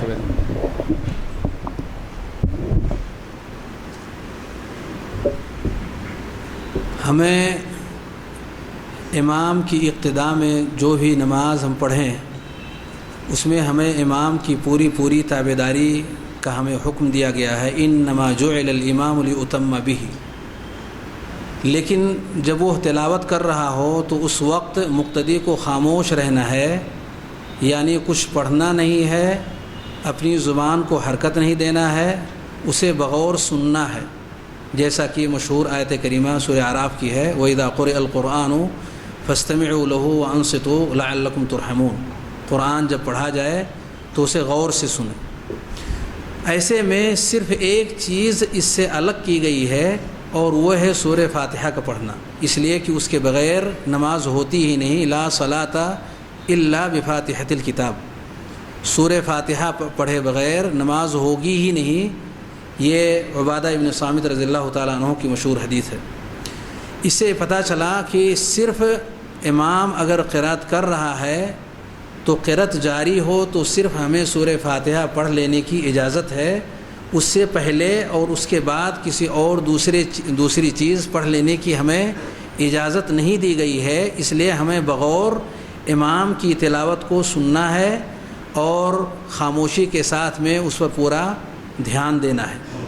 لیکن اگر امام سری نماز میں ہو، جہری میں نہ ہو، اور وہ بیچ نماز میں پہنچا قیام کی حالت میں، تو قیام کی حالت میں اگر اسے امید ہے کہ وہ ثنا پڑھنے کے بعد سورہ فاتحہ بھی مکمل کر لے گا تو کوئی حرج کی بات نہیں ہے، وہ ثنا پڑھ کر کے سورہ فاتحہ کو پڑھ لے۔ لیکن اگر یہ اندیشہ ہے کہ ثنا پڑھتے پڑھتے اور امام رکوع میں چلا جائے گا، سورہ فاتحہ نہیں پڑھ سکے گا، ایسے میں اسے سورہ فاتحہ پڑھ لینی چاہیے تاکہ اس کی وہ رکعت فوت نہ ہو اور امام کے ساتھ وہ رکعت اسے مل جائے۔ سوال ہے کہ بالغ ہونے سے پہلے بچے کا انتقال ہو گیا تو اس کو غسل دے سکتے ہیں یا نہیں؟ شیخ انیس، بالغ ہونے سے پہلے بچے کا انتقال ہو گیا تو اس کو غسل دے سکتے ہیں؟ یہ شاید دو سوال ہیں، کیا اس کی نماز جنازہ پڑھنا چاہیے؟ کیا بچہ جب ماں کے پیٹ میں آ گیا، جان پڑ گئی، جب وہ زندہ نکلے مر کر نکلے، نماز جنازہ پڑھ سکتے ہیں؟ نماز جنازہ پڑھے بغیر بھی اگر دفن کر دیے تو جائز ہے۔ نبی کریم صلی اللہ علیہ وسلم کے صاحبزادہ ابراہیم رضی اللہ عنہ کا انتقال ہو گیا تو حدیث میں ذکر نہیں ہے کہ اللہ کے رسول نے ان کی نماز جنازہ پڑھائی۔ زیادہ محدثین یہ کہتے ہیں کہ نماز جنازہ کے بغیر ان کو دفن کر دیے۔ غسل دینا بالکل ضروری ہے، کفن دینا بالکل ضروری ہے۔ جب نابالغ بچہ ہے، 8-9 سال کا ہو گیا، نہلانا بھی چاہیے، کفن بھی دینا چاہیے۔ نماز پڑھنے میں اختیار ہے، چاہے تو بغیر نماز پڑھے دفن کر دیں، چاہے تو نماز پڑھ کر دفن کریں۔ عقل شعور اگر آ گیا تھا اس کو تو ضرور نماز پڑھنا چاہیے، اس لیے کہ بالغ کے حکم میں آ گیا۔ لہٰذا اگر بچہ نابالغ ہے، انتقال ہو گیا، کفن دفن سب ہونا چاہیے، نماز بھی پڑھنا چاہیے۔ اگر وہ عاقل سمجھدار تھا اور اس کو مسلمانوں کے قبرستان میں دفن کرنا چاہیے۔ صرف غسل کا پوچھے ہیں، کفن بھی دینا چاہیے اس کے ساتھ۔ جی ہاں، اللہ عالم۔ سمجھتا ہوں یہ آخری سوال ہے، مصافحہ ایک ہاتھ سے کرنے کی دلیل کیا ہے؟ شیخ عبید الرحمن۔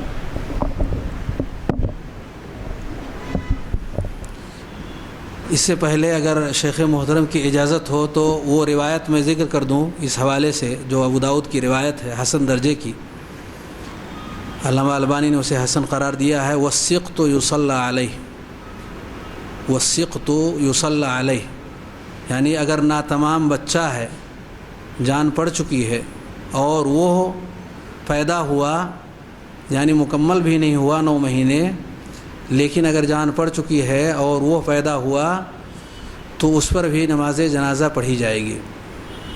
راجح مسلک بظاہر یہی لگتا ہے اس حدیث کو دیکھتے ہوئے کہ جس کی روح نکل گئی ہے تو روح نکلنے کے بعد نماز جنازہ پڑھنی چاہیے۔ جو سوال ابھی کیا گیا ہے مصافحہ کرنے کے حوالے سے، ایک ہاتھ سے مصافحہ کرنے کے حوالے سے، سنت یہی ہے نبی کریم صلی اللہ علیہ وآلہ وسلم کی۔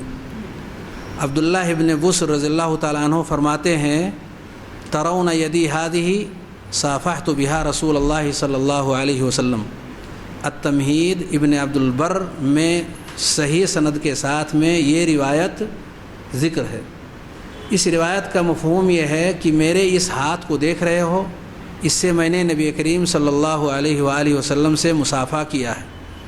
اس روایت کا مفہوم بالکل واضح ہے، مگر بعض لوگوں کا کہنا یہ ہے کہ دونوں ہاتھوں سے مصافحہ کرنا چاہیے۔ آپ یقین مانیں کہ آج کی تاریخ تک مصافحہ کے حوالے سے لوگوں کے پاس ایک بھی کوئی ایسی روایت نہیں ہے جس کو صحیح یا ضعیف کہہ سکیں، صحیح یا ضعیف کہہ سکیں، اور وہ دونوں ہاتھوں کے مصافحے پر دلالت کرتی ہو۔ سلام کرتے وقت دونوں ہاتھوں، یعنی سامنے والے کے دونوں ہاتھ جو سلام کر رہا ہے اور جس سے سلام کیا جا رہا ہے اس کے دونوں ہاتھ، 4 ہاتھ سے مصافحہ کرنے کے حوالے سے کوئی ایسی روایت لوگوں کو اب تک مل نہیں سکی جو اس موضوع پر دلالت کرتی ہو، جس سے یہ ثابت ہوتا ہو کہ 4 ہاتھ سے مصافحہ کرنا چاہیے۔ ایک ہاتھ کے حوالے سے متعدد احادیث ہیں۔ ایک حدیث کی طرف میں نے اشارہ دیا ہے جو قابل اعتماد ہے، اور ہمارے لیے یہ کافی ہے کہ نبی کریم صلی اللہ علیہ وسلم سے جو چیز ثابت ہو جائے اسی پر عمل کیا جائے، اس سے ہٹا نہ جائے۔